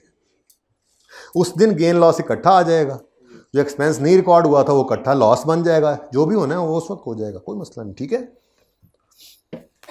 क्वेश्चन नंबर 6, एंड वाले भाई नहीं समझ आ रही? आपसे पीछे कोई नहीं बैठा हुआ हैं? अच्छा, तो ऐसे से कर रहे थे आप कुछ कैलकुलेट करके? क्या हिसाब कर रहे थे जेब में इतने पैसे बचे हैं पेट्रोल डलवा के आज? ये कर रहे थे क्या? अच्छा, ओके। ऑन यकम January 15 an entity bought 4 licences for 10 years। ये मेरे ख्याल में सबकी उसने लीगल लाइफ दे दी है। चारों लाइसेंस जो हैं 10 साल के, तो ये सबकी लीगल लाइफ होगी। अच्छा, details are as follows. Cost given है, expected period of cash generation, ये क्या मुसीबत है? ये है यूजफुल लाइफ। जैसे मैं आपको अर्ज कर रहा था कि आपको वहां से मछलियां मिलनी सिर्फ 7 साल है, ठीक है, तो क्या है ये? वो एक्सपेक्टेड पीरियड है फ्यूचर का जिसमें कैश जनरेशन होनी है यहां से, ठीक है ना। तो expected period for cash generation means useful life. Useful life given है, फिर रिन्यूअल कॉस्ट भी गिवन है, और कह रहा है लाइसेंसेस कैन बी रिन्यूड।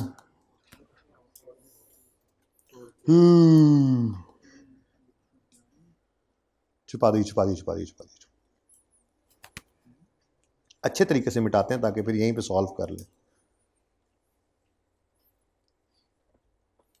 जी बच्चों करें, क्या ख्याल है? 1 मिनट आप लेके आप करें जरा,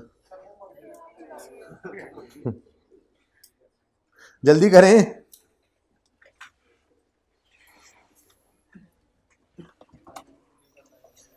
अमोर्टाइजेशन कैलकुलेट करनी है।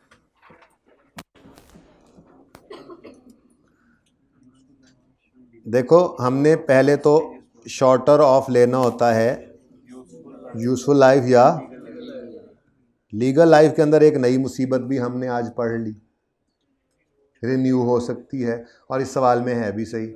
वो निकालने के बाद फिर उसको कंपेयर करेंगे यूजफुल लाइफ से, जो शॉर्टर होगा उसको ले आएंगे आगे अमोर्टाइजेशन की कैलकुलेशन में। ठीक है,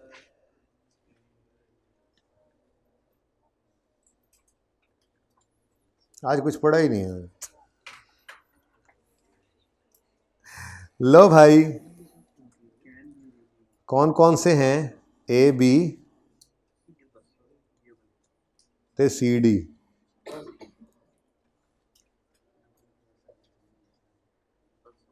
हाँ जी, लीगल लाइफ कोई बताना पसंद करेगा?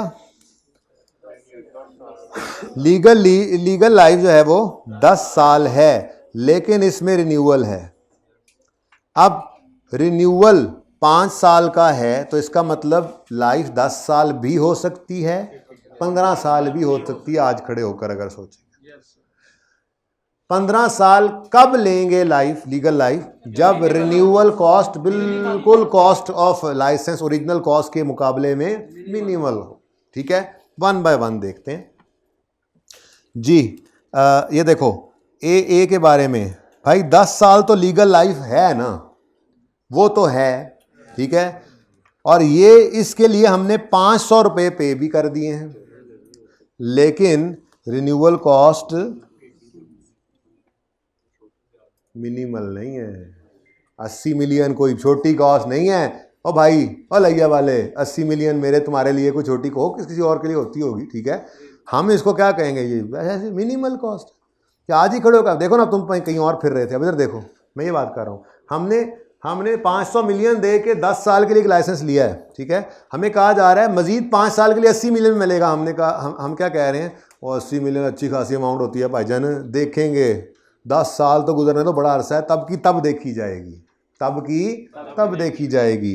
तो लीगल लाइफ में आपने रिन्यूअल के पीरियड को ऐड नहीं किया। क्यों नहीं किया? +0, मतलब कोई रिन्यूअल ऐड नहीं किया क्योंकि ये मिनिमल नहीं है। तो लीगल लाइफ कितनी आ गई? 10। बी की तरफ चलते हैं। 560 का हमने लाइसेंस बी खरीदा, अगेन कितने का? कितने साल के लिए? 10 साल के लिए, और रिन्यूअल हो सकता है एट 120। मिनिमल है, तो रिन्यूअल कॉस्ट मिनिमल ना होने की वजह से रिन्यूअल पीरियड को हमने लीगल लाइफ में ऐड नहीं किया। सी 300 में खरीदा है, 10 साल बाद सिर्फ 3 रुपये में मजीद 5 साल के लिए अवेलेबल होगा। आई कैप ऐसे फ़र्क डालता है। ठीक है, वाज़े फ़र्क दूर से पता लगेगा, देखते साथ। आप लोगों ने बताया। ठीक है, तो अगर इतनी मिनिमल कॉस्ट है तो हम आज ही एक्सपेक्ट कर रहे हैं कि हम इसको रिन्यू करवा लेंगे, लेकिन ये कॉस्ट वगैरह पे करने की बात 10 साल बाद ही देखेंगे, फिलहाल नहीं। ओके जी। और डी है 180 का लिया है, अगेन 2 में रिन्यू हो जाएगा, ये भी मिनिमल है। लो, अभी हमने स्टेप 1 में सिर्फ क्या निकाला? Legal life. ठीक है, सही है। क्वेश्चन नंबर 6 ये 5 से समझते हुए, अब यूजफुल लाइफ हर एक की अलग अलग है। ए की 13 साल है, बी की इनडेफिनेट है, सी की 7 है, डी की 14 है। अब इनमें से शॉर्टर क्या है?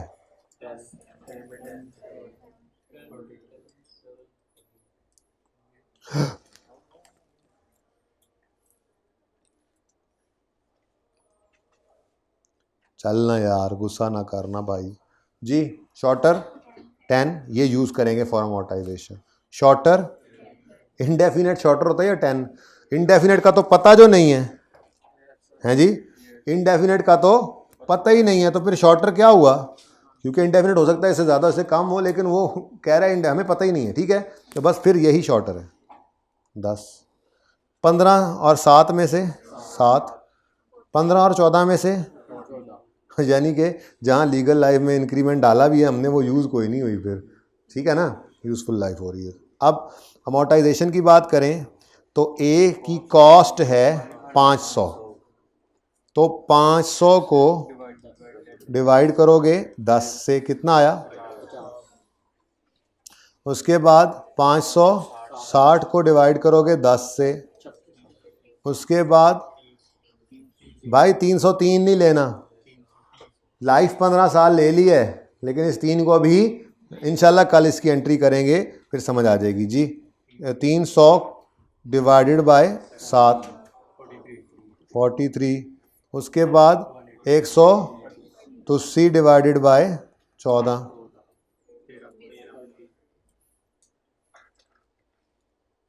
ठीक है जी।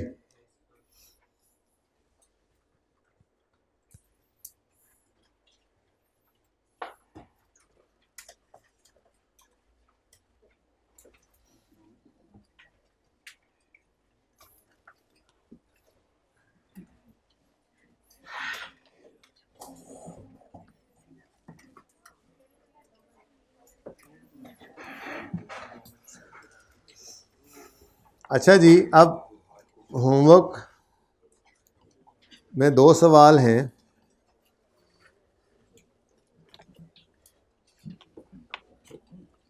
एक है पास पेपर 5, सारा ही कर लेंगे इंशाल्लाह आप। 5 का बी, सिर्फ पेज 5 का बी, पेज 246 पे।